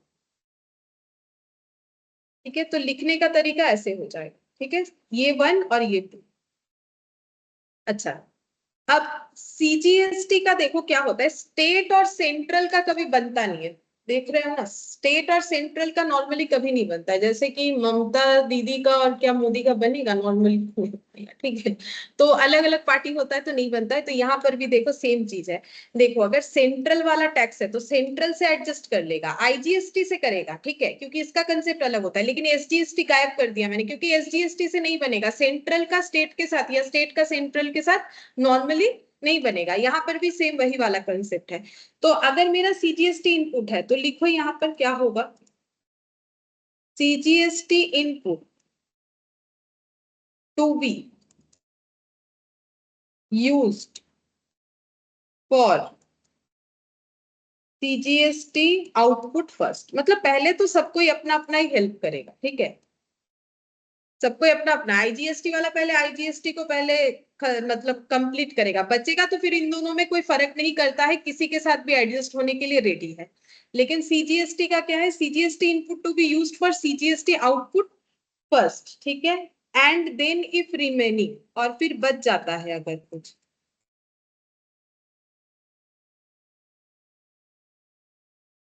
it can be used to set off IGST out। देखो इसका तो लिखा हुआ जो तरीका है उससे दिख ही रहा है, पहले सीजीएसटी को हेल्प कर देगा, अगर बच जाएगा तो फिर वो आईजीएसटी को कर सकता है, एसजीएसटी को नहीं करेगा। बस वही याद रखो, स्टेट और सेंट्रल का कभी नहीं बनता, ठीक है। और सेम कंसेप्ट एसजीएसटी का भी होगा, तो वो भी लिखवा देते हैं। तो एसजीएसटी फर्स्ट एसजीएसटी से खुद को सेट करेगा, ठीक है, और बच जाएगा तो फिर आईजीएसटी को एडजस्ट कर out.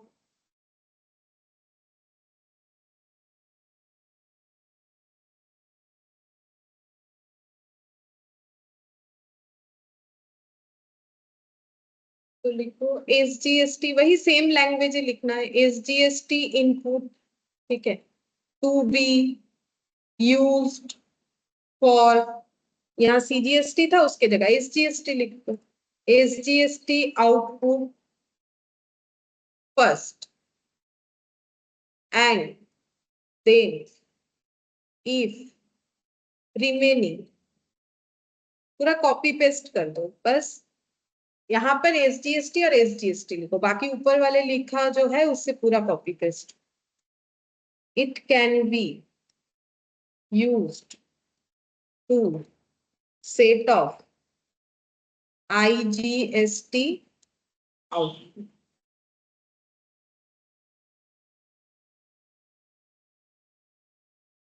SGST input to be used for SGST output first, पहले ये इसके साथ एडजस्ट होगा, अगर बच जाता है तो आईजीएसटी के साथ एडजस्ट होगा, ठीक है। और ये हमारा बाकी किसी, वही सेंट्रल के साथ, जैसे स्टेट का नहीं चलेगा स्टेट के साथ, सेंट्रल का नहीं चलेगा, सिंपल सा बात है, ये सभी के साथ चलेगा, ठीक है। ये अपने साथ चलेगा और आईजीएसटी के साथ चलेगा, लेकिन सेंट्रल स्टेट के साथ नहीं चलेगा, स्टेट सेंट्रल के साथ नहीं चलेगा। काफी है, हम लोगों ने जो समझ लिया है काफी है, और कुछ जरूरत नहीं है।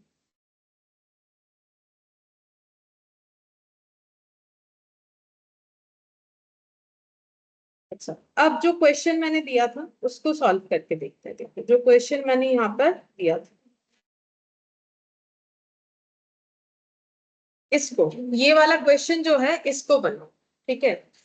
अच्छा ये देखो मैंने यहाँ पर दिया था एग्जांपल, आईजीएसटी दिया हुआ है, सीजीएसटी, एसजीएसटी। तो अभी मैंने जो सिखाया उससे तुम लोग ये एडजस्ट करके मुझे बताओ कि क्या आंसर होगा। तो कैसे दिखा सकते हो, देखो ऐसे टेबल फॉर्मेट में कर सकते हो, किसी भी तरीके से किया जा सकता है। देखो हम बताते हैं, जो एग्जाम्पल मैंने दिया, ठीक है। तो पहले तीन लिख लो, आईजीएसटी, फिर सीजीएसटी, फिर एसजीएसटी, ठीक है। ये ऐसे ही लिखना है सीक्वेंस, ऐसा कोई बात नहीं, कोई भी आगे पीछे लिख सकते हो, तुम लोग को अपना रूल्स फॉलो करना है, ठीक है। तो सबसे पहले लिखेंगे आउटपुट, क्योंकि आउटपुट तो मेरा एसेट होता है, उसी को हम क्या कर सकते हैं, सॉरी आउटपुट मेरा क्या होता है, आउटपुट एसेट होता है कि इनपुट, आउटपुट मेरा लाइबिलिटी होता है, ठीक है। लाइबिलिटी कितना है, देखो आईजीएसटी का लाइबिलिटी कितना है 1500, सीजीएसटी का 800 और एसजीएसटी का 800, जो एग्जांपल मैंने दिया था उसके बाद ये देखो ये वाला। तो लिखो 1500 800 800, ठीक है। तो यहाँ पर लिखते हैं 1500 800 और 800, ठीक है, ये लिख लिया। अच्छा, अब हम लोग एडजस्ट करना चाहते हैं क्योंकि हम लोग के पास ना इनपुट भी है, तीनों का ही इनपुट है। ठीक है, तो सबसे पहले कौन सा इनपुट लेंगे, कोई सा भी स्टार्ट कर सकते हो, लेकिन पहले आईजीएसटी लेते हैं। क्यों? क्योंकि ये सभी के साथ एडजस्ट होता है, तो वही पहले लेना चाहिए। तो सबसे पहले आईजीएसटी का इनपुट देखते हैं। देखो कितना लिखा था मैंने, आईजीएसटी का इनपुट 2000। ठीक है, आईजीएसटी का इनपुट कितना लिखा था, 2000। तो आईजीएसटी का रूल्स क्या है बोलो, अभी तो लिखवाया, बोलो। आईजीएसटी पहले आईजीएसटी के साथ एडजस्ट होगा, बचेगा तो सीजीएसटी एसजीएसटी किसी के साथ भी कर सकते हैं। तो आईजीएसटी इनपुट कितना है, 2000। तो आईजीएसटी इनपुट के साथ आईजीएसटी आउटपुट पूरा पूरा सेट ऑफ हो जाएगा। ठीक है, यहाँ पर हम लोग कितना लिखेंगे, हमारे पास 2000 है, हम एक बार 2000 ही लिख लेते हैं। मुझे 1500 सेट ऑफ करना है, मेरे पास 2000 अवेलेबल है। ठीक है, तो मेरे पास अभी भी कितना बच जाएगा, 500। ठीक है, मेरे पास 500 बच जाएगा, ये मुझे कर देना है लेस। ठीक है, अगर तुम लोग चाहो तो यहाँ 1500 और आगे 500 लिख सकते हो, वो भी चलेगा। मैंने यहाँ पर एक बार ऐसे दिखा दिया। अब ये 500 को हम एडजस्ट करना चाहते हैं। अब किसके साथ एडजस्ट कर सकते हैं, बोल रहा है कि ये जो इनपुट आईजीएसटी है ये सीजीएसटी के साथ भी हो सकता है, एसजीएसटी, तो किसी में भी 500 लिख सकते हो। तो हम पहला जो दिख रहा है उसी पे लिख देते हैं। ठीक है, तो यहाँ पर फिर से लेस करेंगे ऐसे, आईजीएसटी इनपुट। ठीक है, कितना, 500। ठीक है, ये 500 को हम कहाँ ट्रांसफर करते हैं, ये पहले वाले पे कर देते हैं। ठीक है, कोई रूल्स नहीं है, किसी में भी कर सकते हो, चाहो तो इसमें भी कर सकते हो। तो यहाँ से 500 लेस कर दिया, तो इसका लाइबिलिटी पूरा सेट ऑफ हो गया। ठीक है, यहाँ पर और कुछ नहीं बच रहा है। मतलब हम ये बोलना चाह रहे हैं आईजीएसटी का इनपुट हमारे पास कुछ भी नहीं बचा, आईजीएसटी अपने आउटपुट के साथ सेट ऑफ कर दिया, प्लस सीजीएसटी को भी लगभग 500 तक सेट ऑफ करवा दिया। कितना पड़ा हुआ है इसका, 300, और इसका कुछ भी नहीं सेट ऑफ हुआ, तो इसका कितना पड़ा हुआ है, 800। ठीक है, ये हो गया। अच्छा, अब नेक्स्ट देखते हैं कौन सा वाला लेंगे। अब देखो मेरा इनपुट आईजीएसटी खत्म हो गया, अब नेक्स्ट दूसरा ले लो, इनपुट आईजीएसटी ये खत्म हो गया, अब सीजीएसटी ले लो। ठीक है, तो सीक्वेंस में जो है वही ले लेते हैं, सीजीएसटी 1000 है। ठीक है, तो यहाँ पर लिखो सीजीएसटी 1000, तो यहाँ पर लिखेंगे लेस सीजीएसटी इनपुट। ठीक है, ये है 1000। अच्छा, 1000 पहले किस में एडजस्ट होगा बोलो, सीजीएसटी का रूल्स क्या है, सीजीएसटी सीजीएसटी के साथ होगा, आईजीएसटी के साथ होगा, बट इसके साथ नहीं होगा, चाहे जितना भी बचा हुआ रहे, क्योंकि सेंट्रल और स्टेट का कोई मैच नहीं है। तो यहाँ पर पूरा 1000 लिख देते हैं। ठीक है, लेकिन हमारे पास कितना बच जाएगा, 700 बच जाएगा। अगर हम लोग सोचेंगे कि इसको ये 800 से एडजस्ट कर देते हैं, नहीं चलेगा, क्योंकि ये इसके साथ एडजस्ट नहीं होने वाला। ठीक है, ये इसके साथ एडजस्ट नहीं होने वाला। तो इसके साथ कौन एडजस्ट होगा, इसके साथ फिर कौन एडजस्ट होगा, एसजीएसटी। एसजीएसटी अपने साथ होगा, तो यहीं पर नीचे लिख देते हैं लाइन लगा के। ठीक है, यहाँ पर एसजीएसटी इनपुट। ठीक है, एक ही लाइन में हो जाएगा एसजीएसटी इनपुट। तो देखते हैं इसका कितना था, एसजीएसटी इनपुट भी मैंने 1000 लिया था। ठीक है, तो ये यहाँ पर 1000 लिख दो 800 के नीचे। ठीक है, ये इसका 1000 और ये इसका 1000 हो गया। ठीक है, तो इसका कितना बच रहा है, 200। ठीक है, ये दोनों का बच गया 200, इसका कुछ भी नहीं बच रहा है। ठीक है, ये पूरा हो गया है मेरा 0। अच्छा, ये जो दिख रहा है ये क्या है, एसेट है कि लाइबिलिटी बोलो, ये क्या बचा हुआ है, इनपुट ही तो बचा हुआ है। देखो ये मेरा क्या था, ये मेरा आउटपुट था, आउटपुट से एडजस्ट होने के बाद बचा हुआ है इनपुट से एडजस्ट होने के बाद, तो इनपुट ज्यादा था, तो इनपुट बचने से इनपुट क्या होता है, एसेट। फ्यूचर में ये आगे जाके फिर से एडजस्ट करने का मौका देगा, तो ये मेरा क्या हो गया, एसेट साइड में दिखे ये दोनों। ठीक है, ये दोनों मुझे एसेट साइड में दिखेगा, 700 और 200। अब ऐसे ही कैलकुलेट करना है ऐसा कोई बात नहीं, तुम लोग ओरली भी कर सकते हो। ये देखो जैसे, हाँ बोलो। मैम सेटअप पे रूल्स और पेज करके देखा ना स्क्रीनशॉट लेके सेटअप पे रूल्स स्टार्ट कर लो। ম্যাম এসজিএসটি তে 1000 কেন হয়েছে হ্যাঁ হয়ে গেছে দিয়ে দেবেন? আচ্ছা, এসজিএসটি তে 1000 হয়েছে, এসজিএসটি 1000 ছিল, এই যে আমি যে এক্সাম্পলটা নিয়েছিলাম ওটাতে 1000 ছিল, ওই জন্য আমি এখানে 1000টা দেখাই, 1000 দিয়ে অ্যাডজাস্ট করছি, কারণ এসজিএসটি তো শুধু এসজিএসটি দিয়ে অ্যাডজাস্ট হবে। 800 এটার আউটপুট ছিল, 1000 ইনপুট ছিল, সেট আপ করলাম তাহলে 200 করে থাকলো, ওটা কোয়েশ্চেনে নিয়েছিলাম 1000, ওই জন্য। ঠিক আছে तो बोलो कैलकुलेशन समझ में आया? अगर तुम लोग ओरली भी करना चाहते हो तो भी कर सकते हो। ये देखो आईजीएसटी 2000 है, ये पूरा सेट ऑफ हो जाएगा, ये खत्म हो जाएगा, क्योंकि देखो ये 2000 है, इस पे कितना बचेगा 500। अब इस 500 से इसको एडजस्ट कर देते हैं तो यहाँ कितना बचेगा 300। अब ये 1000 इसमें एडजस्ट हो जाएगा तो फिर इधर ही जो है बचेगा, ठीक है, ये इनपुट में बच जाएगा, कितना बचेगा 700, और इधर ये 1000 और 800 एडजस्ट हो जाएगा तो कितना बचेगा 200। बस ओरली भी कर सकते हो, ऐसा बात नहीं है कि वैसे ही करना है, लेकिन कुछ तो एक वर्किंग दिखाना पड़ेगा। ठीक है, जैसे आईजीएसटी मतलब जैसे वो आप बोले ना कि सीजीएसटी और एसजीएसटी दोनों अपने मतलब दे सकते हैं, हम क्या सीजीएसटी मतलब ऐसे जो अमाउंट है उसको दे सकते हैं। हाँ वैसे ही तो दिया, ये बचा हुआ अमाउंट ही तो दिया। देखो यहाँ पर जो 500 बचा उसी को तो यहाँ पर, नहीं, अगर इसका बचता है तो इसको दे सकते हैं। किसका बोलो नाम? आईजीएसटी, हाँ उसको दे सकते हैं। उसको बोलने से सीजीएसटी एसजीएसटी को, हाँ दे सकते, तभी तो दिया ही तो, इसी का 500 तो इसी को दिया। सीजीएसटी आईजीएसटी को दे सकता है, सीजीएसटी आईजीएसटी को दे सकता है कि नहीं? रिटर्न हाँ दे सकता है, ये देखो देखो वही तो लिखा है, CGST input to be used for CGST output first and then if remaining it can be used to set up IGST. दे सकता है, सीजीएसटी सीजीएसटी को देगा और बचेगा तो सिर्फ आईजीएसटी को ही देगा, किसको नहीं देगा? एसजीएसटी को। ठीक है, आईजीएसटी तीनों का ही फ्रेंड है, वो खुद का भी फ्रेंड है, इन दोनों का भी फ्रेंड है, लेकिन सीजीएसटी अपने जैसे लोगों से ही दोस्ती करता है और आईजीएसटी से करता है, वो एसजीएसटी से नहीं करता। तो अगर सीजीएसटी है वो सीजीएसटी को तो देगा ही देगा, साथ ही साथ किसको देगा? आईजीएसटी को देगा। हाँ वही तो लिखा हुआ है, देगा, ठीक है देगा। यहाँ पर हम लोगों को क्यों नहीं करना पड़ा? क्योंकि हमारे पास आईजीएसटी में इतना अवेलेबल था कि वही किसी और को दे रहा है, तो फिर इनसे इनमें गया नहीं, ठीक है, इसीलिए नहीं गया।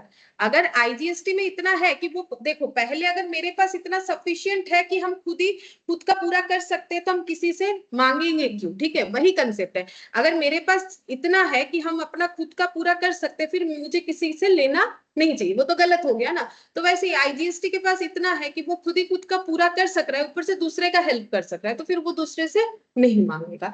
लेकिन सीजीएसटी और एसजीएसटी में एक रूल्स लगा दिया गया है कि सीजीएसटी इसको और ये इसको नहीं दे सकता है, ये इसको भी दे सकता है, इसको भी दे सकता है। सीजीएसटी खुद को भी देगा, आईजीएसटी को देगा, एसजीएसटी खुद को देगा, आईजीएसटी को देगा, बट इन दोनों में नहीं बनता है बस, ठीक है, बाकी सभी सबको दे सकते।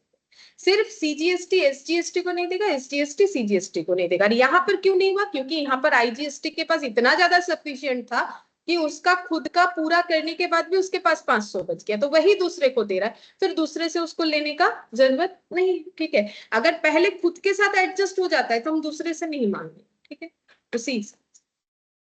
अच्छा अब देखो यहाँ पर क्वेश्चन है हम लोग का, इनपुट सीजीएसटी ये वाला, चलो देखते हैं क्या बोला है। बोल रहा है Shri Mittal gives you the following trial balance and some informations, ठीक है, तो ये ट्रायल बैलेंस दिया हुआ है, नीचे क्या बोला है? Prepare final accounts. अब फाइनल अकाउंट्स का मतलब क्या क्या प्रिपेयर करना पड़ेगा? सब चीज, ट्रेडिंग, पीएल, बैलेंस शीट, ठीक है। तो पहला क्वेश्चन है जहां पर हम लोग सारा चीज प्रिपेयर करेंगे, ठीक है। तो चलो तीन फॉर्मेट देखो, क्लोजिंग में कुछ सॉरी एडिशनल इंफॉर्मेशन कुछ खास है नहीं, तो ये जो डेटा है इसी के बेसिस पे हो जाएगा, तो उस हिसाब से तुम लोग को स्पेस रखना है। तो ट्रेडिंग खूब ज्यादा बड़ा नहीं होगा, ठीक है, छोटा सा ही होगा, पीएल भी ज्यादा बड़ा नहीं होगा, उस हिसाब से करने से ही हम बता देते कितना कितना जगह रखना पड़ेगा। बाकी एग्जाम में तो तुम लोग खुद क्वेश्चन पढ़ोगे तो उस हिसाब से तुम लोग को जगह रख लेना चाहिए। इलास्ट्रेशन 9, ठीक है, तो लिखो इन the books of Shri Mittal, in the books of Sri Mittal, trading and profit and loss account for the year ended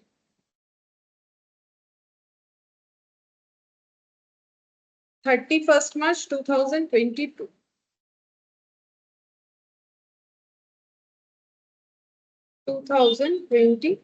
ठीक है, ट्रेडिंग में लगभग दोनों साइड 4-4 डेटा लिखने के जितना जगह रख दो अपने अपने हैंड राइटिंग के हिसाब से तो हो जाए।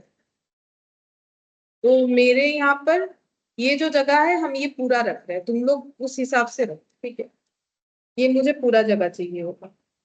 ट्रेडिंग और उसके बाद पीएल। पीएल भी लगभग इस पेज का आधा रख लेते, क्या पता कम बेसी हो जाए, इतना तक का पीएल रख लेते। फिर बैलेंस शीट।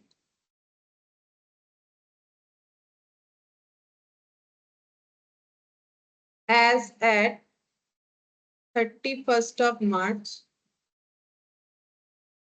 2020,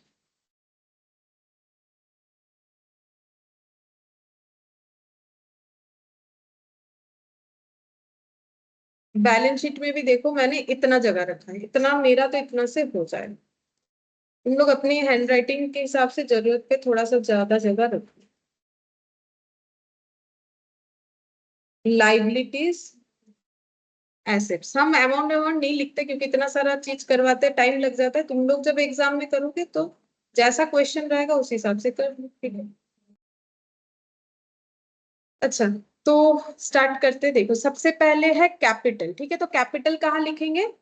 बैलेंस शीट में, लाइबिलिटी में। तो लिख लो कैपिटल 8,70,000। तो बैलेंस शीट में जाते हैं और लिख लेंगे कैपिटल 8,70,000। इनर कॉलम में लिखो क्योंकि कैपिटल में एड लेस तो होगा ही होगा, कुछ ना हो कम से कम नेट प्रॉफिट या नेट लॉस कुछ तो आएगा, वो तो एडजस्ट हो। 8,70,000। अच्छा, तो नेक्स्ट देखो क्या है। नेक्स्ट है हम लोग का परचेज एंड सेल। तो परचेज सेल कहाँ जाएगा? परचेज और सेल हम लोग का ट्रेडिंग में जाएगा, ठीक है। अच्छा, इसमें कुछ रिटर्न है क्या? मैंने तो पूरा क्वेश्चन पढ़ा नहीं, एक बार हम चेक कर लेनी तो फिर इधर उधर लिख देंगे, फिर से देख लेना। हाँ रिटर्न है, तो फिर उस हिसाब से जगह रखो, ठीक है, क्योंकि एडजस्ट करना पड़ेगा ना, लेस करना पड़ेगा। तो परचेज और सेल की वैल्यू को इनर कॉलम में लिखो। परचेज 6,05,000 और सेल 12,10,000। परचेज 6,05,000, तो परचेज का यहाँ पर लिख रहे हैं। ऊपर जगह एक लाइन रख दो, ओपनिंग स्टॉक अगर होता है तो वो लिखना पड़ेगा, तो वो ऊपर लिखने से ही सही रहता है। अगर लिख दियो तो कोई बात नहीं। 6,05,000 और सेल्स 12,10,000, ठीक है। परचेज 6,05,000 और सेल्स 12,10,000। रिटर्न है इसलिए मैंने दोनों को इनर कॉलम में लिखा है। अच्छा, अब नेक्स्ट देखो, ये देखो आ गया ओपनिंग इन्वेंट्री। कहाँ लिखेंगे? ट्रेडिंग में। टू ओपनिंग स्टॉक या इन्वेंट्री बोल के 72,000। टू ओपनिंग इन्वेंट्री, ये आउटर में लिखना है, ठीक है, इसमें कोई एडजस्टमेंट नहीं होगा। 72,000। इसके बाद trade receivable and trade payable. तो ट्रेड रिसीवेबल ट्रेड पेबल हम लोग कहाँ लिखेंगे? बैलेंस शीट में, ठीक है। ये सब में कोई एडजस्टमेंट नहीं दिख रहा है मुझे, तो डायरेक्टली लिखो आउटर में trade receivable 90,000। Trade receivable asset side में लिखेंगे, तो थोड़ा ऊपर जगह रख के लिखते हैं क्योंकि ऊपर हम लोग का फिक्स्ड एसेट आता है, तो हम ऐसे लिख रहे हैं, ठीक है, थोड़ा मिडिल करके लिख रहे हैं। ट्रेड रिसीवेबल 90,000 और इसी के बिल्कुल बराबर में ट्रेड पेबल लिखते हैं। Trade payable 1,70,000। अच्छा, 14% bank loan, loan taken at the year and. तो पहले बोलो ये लोन जाएगा किधर? लाइबिलिटी में जाएगा। अब ये जो दिया हुआ है loan taken at the year and, ये क्यों लिखा हुआ है बोल सकते हैं? इसका ये लिखने का जरूरत क्या है, या फिर ये लिखने से हमें क्या समझ में आता है? क्यों दिया हुआ इंटरेस्ट पेबल नहीं होगा। है? इंटरेस्ट पेबल नहीं, सही, इंटरेस्ट पेबल नहीं होगा। अगर मैंने ईयर एंड में ही लोन लिया है तो मुझे इस साल कोई इंटरेस्ट नहीं देना पड़ेगा। मान लो मेरा ईयर चलता है 1 अप्रैल से 31 मार्च को, और मैंने आज 31 मार्च को लोन लिया, तो क्या मुझे इस साल कोई लोन का इंटरेस्ट भरना पड़ेगा? नहीं, नेक्स्ट ईयर से मुझे लोन का इंटरेस्ट देना पड़ेगा, जैसे इंटरेस्ट का रूल्स होगा। अब 14% दिया हुआ है, तुम लोग अगर इस पे कैलकुलेट कर लो तो अगर ये बात दे दिया है तो कैलकुलेट नहीं करेंगे, बिल्कुल भी नहीं करेंगे, ठीक है। अगर यहाँ पर दे देता लोन टेकन, एक डेट दे देता मान लो, ठीक है, कोई एक डेट दे देता, फिर तुम लोग को इंटरेस्ट उस पे उस हिसाब से कैलकुलेट करके देखना पड़ता कि कितना हो रहा है। तो इसका मतलब है हमारा कोई भी इंटरेस्ट हमें पीएल में नहीं दिखाना पड़ेगा, ठीक है। और इंटरेस्ट अगर मतलब अब देखो पीएल में दिखाएंगे कि बैलेंस शीट में, दोनों में भी दिखाना पड़ सकता है अगर हम लोग आउटस्टैंडिंग रख रहे हैं, ठीक है। और अगर पेड है तो फिर जो पीएल में दिखाएंगे बस, ठीक है। तो अभी ये सीधा सीधा जाके बैलेंस शीट में चला जाएगा 14% बैंक, ठीक है। तो ट्रेड पेबल के ऊपर लिखो 14% बैंक लोन,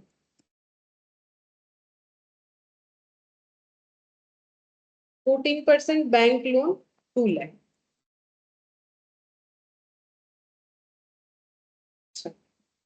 नेक्स्ट देखो ओवरड्राफ्ट, ये भी बोल रहा है ईयर एंड में लिया गया है, ठीक है। ओवरड्राफ्ट का मतलब होता है कि अगर बैंक का कोई अच्छा कस्टमर होता है तो बैंक को मतलब जब उस कस्टमर को, स्पेशली बिजनेसमैन को जब पैसे का जरूरत, देखो बिजनेसमैन ही अच्छा खासा कस्टमर होगा बैंक का, ठीक है। जॉब वाले तो इतना नहीं कर सकते ना, क्योंकि उनका सिस्टम अलग होता है। तो देखो बिजनेस अकाउंट जो ओपन करते हैं उनको अगर अचानक से पैसे का जरूरत हो और वो अच्छे खासे अगर कस्टमर है बैंक के, मतलब बैंक में बहुत ज्यादा लोन लेना देना सब करते हैं और एकदम प्रॉपर तरीके से करते हैं, तो बैंक में इंस्टेंट पैसा उधार दे सकता है, ठीक है। उसी को हम लोग क्या बोलते हैं कि ओवरड्राफ्ट। मेरे अकाउंट में इतना पैसा था ही नहीं, फिर भी मुझे, हम लोग निकाले तो मुझे मिल गया, ठीक है। मेरे अकाउंट में 5 लाख था, मुझे जरूरत था 6 लाख, मुझे 6 लाख मिल गया, मतलब बैंक ने मुझे इंस्टेंट क्या कर दिया, 1 लाख को ओवरड्राफ्ट फैसिलिटी दे दिया, ठीक है।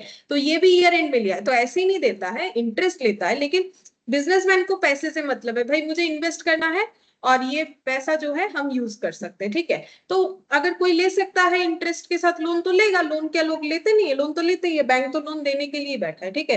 तो ओवरड्राफ्ट कितना हो जाएगा 1,12,000, इसमें भी ईयर एंड में लिया है तो इसका भी कोई इंटरेस्ट का होगा भी नहीं, वैसे भी इंटरेस्ट का रेट भी नहीं दिया, तो रेट तो थोड़ी ना हम लोग एज्यूम कर सकते हैं। और ये भी ईयर एंड में लिया है, तो कहाँ लिखना पड़ेगा, हाँ यहाँ पर ओवरड्राफ्ट। नॉर्मली ओवरड्राफ्ट क्या होता है, करेंट लाइबिलिटी होता है, ठीक है। वो कभी भी लॉन्ग टर्म नहीं होता है। अगर बहुत टाइम के लिए पैसा उधार लेना है थोड़ी ना बैंक ओवरड्राफ्ट देगा, बैंक बोलेगा तो लोन लो, ठीक है। ओवरड्राफ्ट क्यों करोगे, लोन लो, फिर लोन वाले कैटेगरी में आओ। ओवरड्राफ्ट मतलब क्या, जैसे 1 ईयर के अंदर अगर पे कर दोगे तो ही ओवरड्राफ्ट दे, लोन के लिए नहीं दे। मतलब अगर कोई 5 साल 6 साल के लिए तो वो ओवरड्राफ्ट नहीं होता है, उसमें लोन ही लेना पड़ेगा, ठीक है। ये तो इंस्टेंट फैसिलिटी है 1,12,000, तो इंस्टेंट हम लोग हमेशा थोड़ी ना यूज करते, ठीक है। अच्छा अब ओवरड्राफ्ट हो गया। नेक्स्ट देखो बोल रहा है सैलरी, तो ये कहां पर जाएगा, पीएल। सैलरी देखो 2,70,000 पीएल में। अच्छा पीएल हम यहाँ पर टू सैलरीज 2,70,000 सैलरीज के बाद एडवर्टाइजमेंट, ये कहा जाएगा पीएल।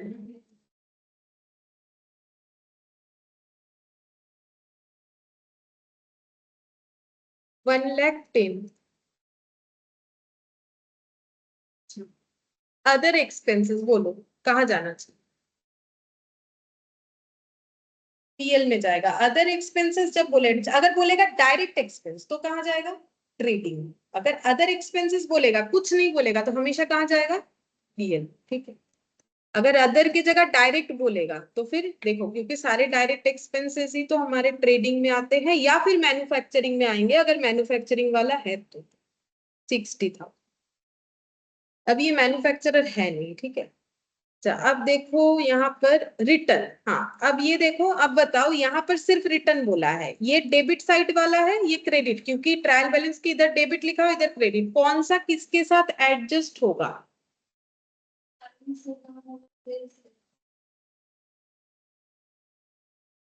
परचेस के साथ। देखो सेल्स सही बात, सेल्स का रिटर्न सेल्स डेबिट होता है तो फिर ये 40,000 एडजस्ट होगा। और परचेस का रिटर्न जब होता है तो परचेस तो मेरा डेबिट आइटम है, जब उसका रिवर्स एंट्री डालोगे तो परचेस को क्या करोगे, क्रेडिट करोगे, ठीक है। तो जो क्रेडिट बैलेंस दिख रहा है रिटर्न का मतलब वो परचेस रिटर्न है, जो डेबिट बैलेंस दिख रहा है रिटर्न का, क्योंकि सेल में रिटर्न होता है तो हमारा लॉस है ना, मतलब उतना सेल नहीं होगा तो फिर वो डेबिट होता है। तो 40,000 सेल से लेस करो, 30,000 परचेस से लेस करो।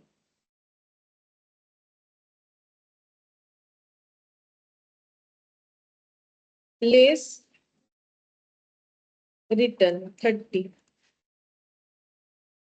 कितना आ जाएगा? 575। और लेस रिटर्न 40,000।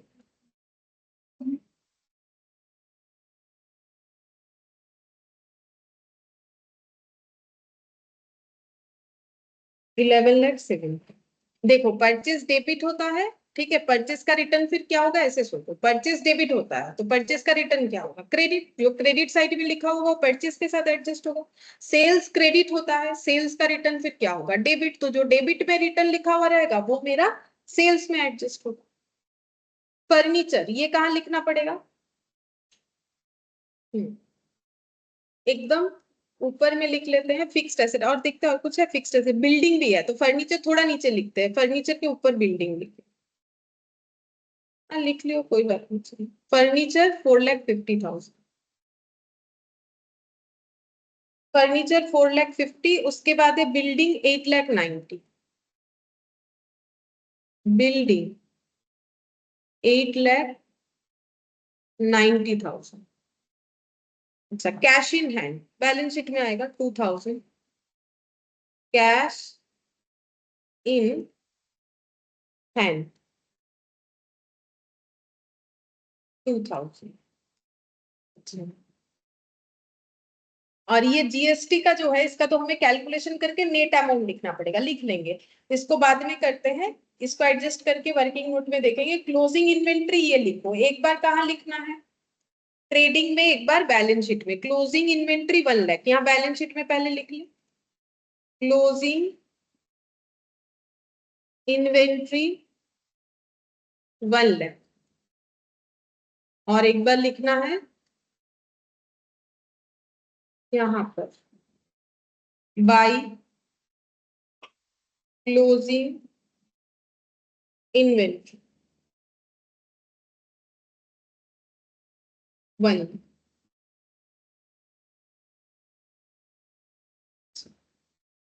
अब वो जीएसटी वाला भी कैलकुलेशन कर लेते हैं, उसके बाद ही हम लोग ये सबको क्लोज कर लेंगे, ठीक है। अब जीएसटी वाला कैलकुलेशन यहाँ पर एक वर्किंग नोट बना,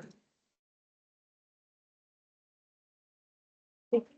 अच्छा, सेम तरीके से कर लेते, देखो हमारे पास है इनपुट में है सीजीएसटी, अच्छा तीनों ही लिखते हैं, आईजीएसटी है, सीजीएसटी है और एसजीएसटी है, ठीक है। अच्छा, हमें लिखना क्या चाहिए, देखो हमें पहले आउटपुट का अमाउंट लिख लेना चाहिए, पहले आउटपुट का अमाउंट लिखेंगे, आउटपुट, ठीक है। आउटपुट कितना है, आउटपुट है सिर्फ आईजीएसटी का, कितना है 15,000। आउटपुट है हम लोग का सिर्फ आईजीएसटी का 15,000। अब इसके साथ हमें एडजस्ट करना पड़ेगा, देखो यहाँ पर भी मैंने उसी तरीके से सिखाया था, बाकी तुम लोग ओरली भी कर सकते हो, ठीक है।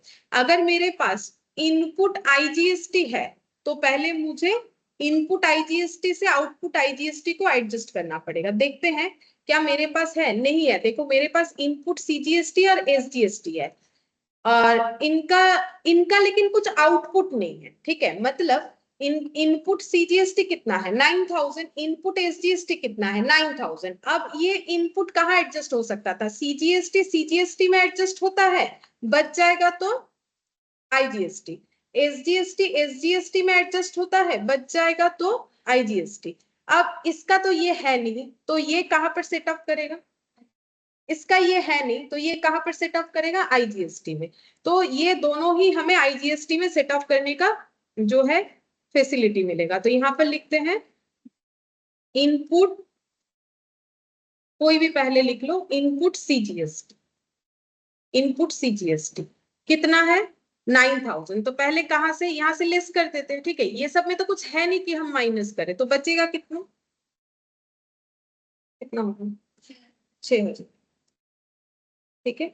अब फिर से इनपुट यहीं पर लिख देते हैं, और अलग अलग क्या लिखे, एसजीएसटी, इनपुट एसजीएसटी वो भी 9,000 था, वो भी एडजस्ट हो गया, तो फिर बचा कितना 3,000 नेगेटिव बचा, ठीक है। 3,000 नेगेटिव बचा, ये क्या बच गया, इनपुट बच गया, क्योंकि देखो ना आउटपुट इतना था, इनपुट 9000 बचा कितना, ये जो बचा ये क्या बचा, आउटपुट बचा। आउटपुट इनपुट में जो ज्यादा है वही बचेगा। अब आउटपुट इनपुट में जो बच गया वो फिर क्या है, जो ज्यादा है वही बचेगा। ये क्या बच गया, इनपुट। किसका इनपुट बच गया, क्योंकि मैंने एसजीएसटी को पीछे एडजस्ट किया तो एसजीएसटी। अगर मान लो कोई बोलेगा हम एसजीएसटी से पहले एडजस्ट करेंगे बाद में सीजीएसटी से करेंगे, तो बचा हुआ इनपुट सेम अमाउंट दिखेगा, नाम क्या हो जाएगा, सीजीएसटी हो जाएगा। ठीक है, सीजीएसटी हो जाएगा। अगर हम ये पहले नहीं लिख के इसको पहले लिख देते तो ये खत्म हो जाएगा। ठीक है, इसमें मैंने बोला ना कोई ऑर्डर नहीं है तो हम लोग लिख सकते हैं। तो हमारे पास बचा क्या, इनपुट एसजीएसटी, कितना बचा 3000। ये मेरा क्या होगा, एसेट। इनपुट जो है, इनपुट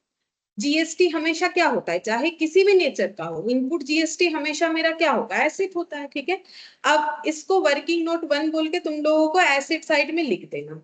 यहाँ पर लिखो इनपुट एसजी एसटी, मैंने एसजीएसटी बचा है ना, हाँ ठीक है। एसजीएसटी यहाँ पर लिखेंगे, वर्किंग नोट नंबर 1 ये हो जाएगा 3000। ठीक है, हो गया कंप्लीट और हमें कुछ नहीं लिखना है। अब हम लोग को ट्रेडिंग क्लोज करके पीएल बनाना है, फिर पीएल से नेट प्रॉफिट कैपिटल में ट्रांसफर करना है। तो सबसे पहले ट्रेडिंग को पूरा बनाओ। तो 11,70,000 और 1,00,000 कितना हो जाएगा, 12,70,000। 12,70,000, 12,70,000 माइनस 72,000 माइनस 5,75,000, 6,23,000 आ रहा है। ठीक है, 6,23,000 आ रहा है to gross profit transfer to PL. लिखोगे तो भी ठीक है, नहीं लिखते हो तो भी ऐसा कुछ फर्क नहीं पड़ता है, सिर्फ जीपी बैलेंसिंग फिगर लिखने से भी चलता। 6,23,000 हम लोग का ग्रॉस प्रॉफिट आ रहा है। अब ये ग्रॉस प्रॉफिट को पीएल में ब्रॉट डाउन करना पड़ेगा, बाई जीपी ब्रॉट डाउन 6,23,000। यहाँ पर लिखते हैं by gross profit brought down 6,23,000।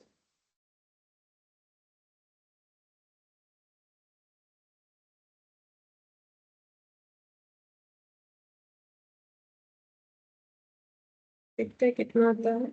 ये हो गया 2,00,000 और 1,00,000, 3,80,000 माइनस 3,80,000 और माइनस 60, 183 आया। ठीक है, to net profit transfer to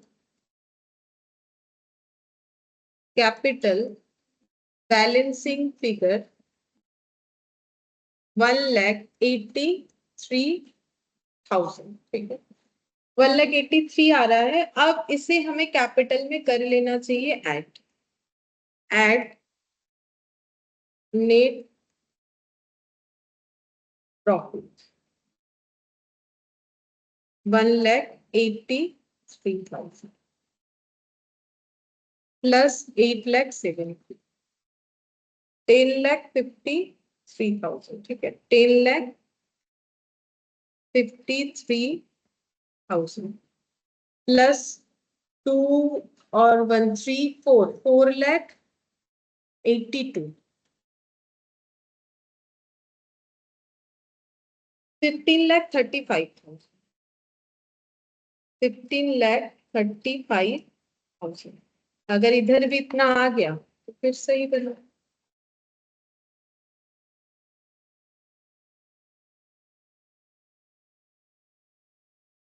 minus 8,90,000, हम माइनस करते तुम लोग चाहो तो ऐड भी कर सकते हो। 450, 1,92,000, 325, 1,95,000, हाँ 1,95,000 जीरो ही आया। ठीक है, तो ये 15,35,000।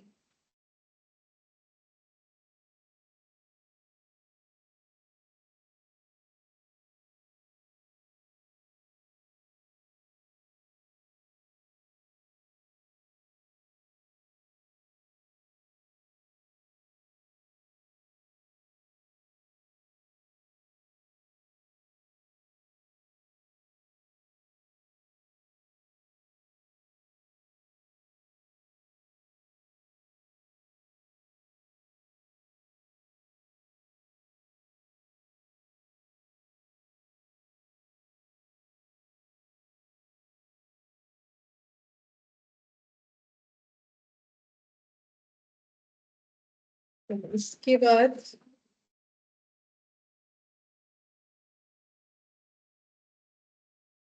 टेंथ नंबर में सेम टाइप है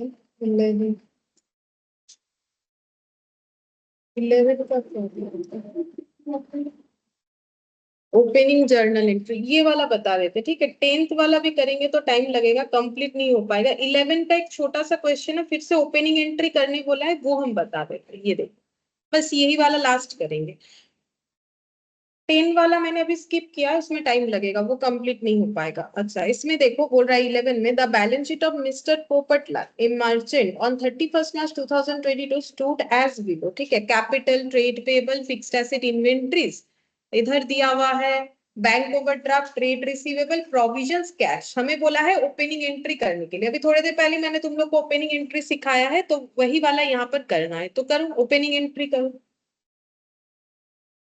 इलास्ट्रेशन 11,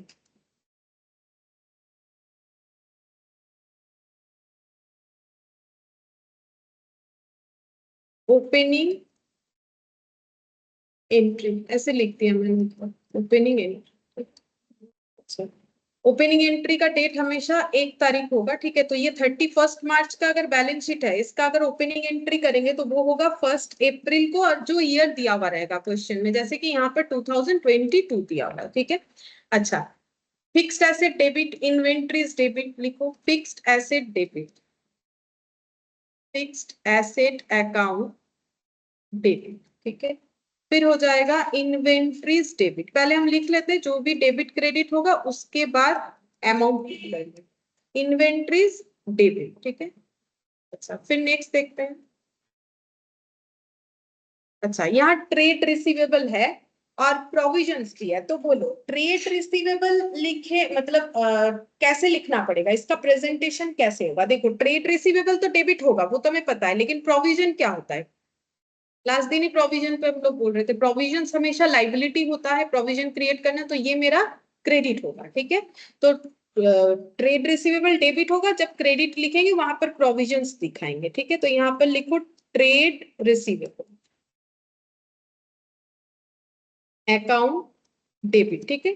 अच्छा फिर और क्या है, एसेट साइड में कैश, बस कैश बचा हुआ है, कैश अकाउंट डेबिट, ठीक है। अब लाइबिलिटी साइड में लिखेंगे टू। तो एकदम स्टार्टिंग से देखते हैं क्या क्या है हमारे पास। स्टार्टिंग में है कैपिटल ट्रेड पेबल, तो लिखो to capital account, to trade payable, to trade payable के बाद बीओडी था, मतलब बैंक ओवरड्राफ्ट, ठीक है। टू बैंक ओवरड्राफ्ट, बीओडी लिख दिया मैंने, ठीक है। बैंक ओवरड्राफ्ट तुम लोग पूरा लिख लो। और एक क्या लिखना पड़ेगा, जो डेबिट साइड मतलब एसेट साइड में लिखा हुआ है, to provisions, to provisions account, ठीक है। अच्छा अब अमाउंट पुट करेंगे। अच्छा सबसे पहले इधर से ही स्टार्ट करते हैं, फिक्स्ड एसेट से ही स्टार्ट करते हैं। फिक्स्ड एसेट है 1,25,600, तो 1,25,600, ठीक है। अच्छा उसके बाद इन्वेंट्रीज 2,06,400, 2,06,400। अच्छा इसके बाद है इन्वेंट्रीज के बाद है ट्रेड रिसीवेबल। हाँ अब बोलो कौन सा अमाउंट लिखे, अगर हम लोग प्रोविजंस दिखा रहे हैं अपना, तो ट्रेड रिसीवेबल में मुझे कितना लिखना चाहिए। इनर कॉलम वाला अमाउंट। हाँ इनर कॉलम वाला अमाउंट 1,88,000, क्योंकि प्रोविजंस अगर हम 6,20,000 दिखा रहे हैं, तो सोचो डेबिट में हम इतना दिखाएंगे, क्रेडिट में इतना दिखाएंगे, तब ना ये मेरा रिफ्लेक्ट होगा, और मुझे तो वही अमाउंट चाहिए। तो अगर मैंने दोनों को स्प्लिट कर दिया है, तो अपने अपने अमाउंट से लिखो 1,88,000, ठीक है। और कैश में कितना लिखेंगे 36,200। अच्छा और कैपिटल बीओडी पहले लिख लेते हैं, इधर दिख रहा है बीओडी है 1,46,000, बीओडी यहाँ पर लिख लेते हैं 1,46,000। प्रोविजंस भी दिख रहा है, यहाँ से देख के लिख लेते हैं 6,200। अब बाकी ऊपर कैपिटल और ये वाला 240, 164, 240 और 160, 40 और 160, ठीक है। हो गया। नैरेशन लिख लोगे, जो नैरेशन लास्ट वाले पे लिखवाया था सेम उसी तरीके से, बस और कुछ नहीं। नैरेशन क्या लिखा था लास्ट हम लोगों ने, वही वाला लिख देना है तुम्हें। Being the balances brought forward, लिख लो being the balances brought forward. being the balances B/8 brought forward, ठीक है। कंप्लीट हो गया। आज हम लोग इतना ही करते हैं, बाकी हम लोग नेक्स्ट क्लास में करेंगे, ठीक है।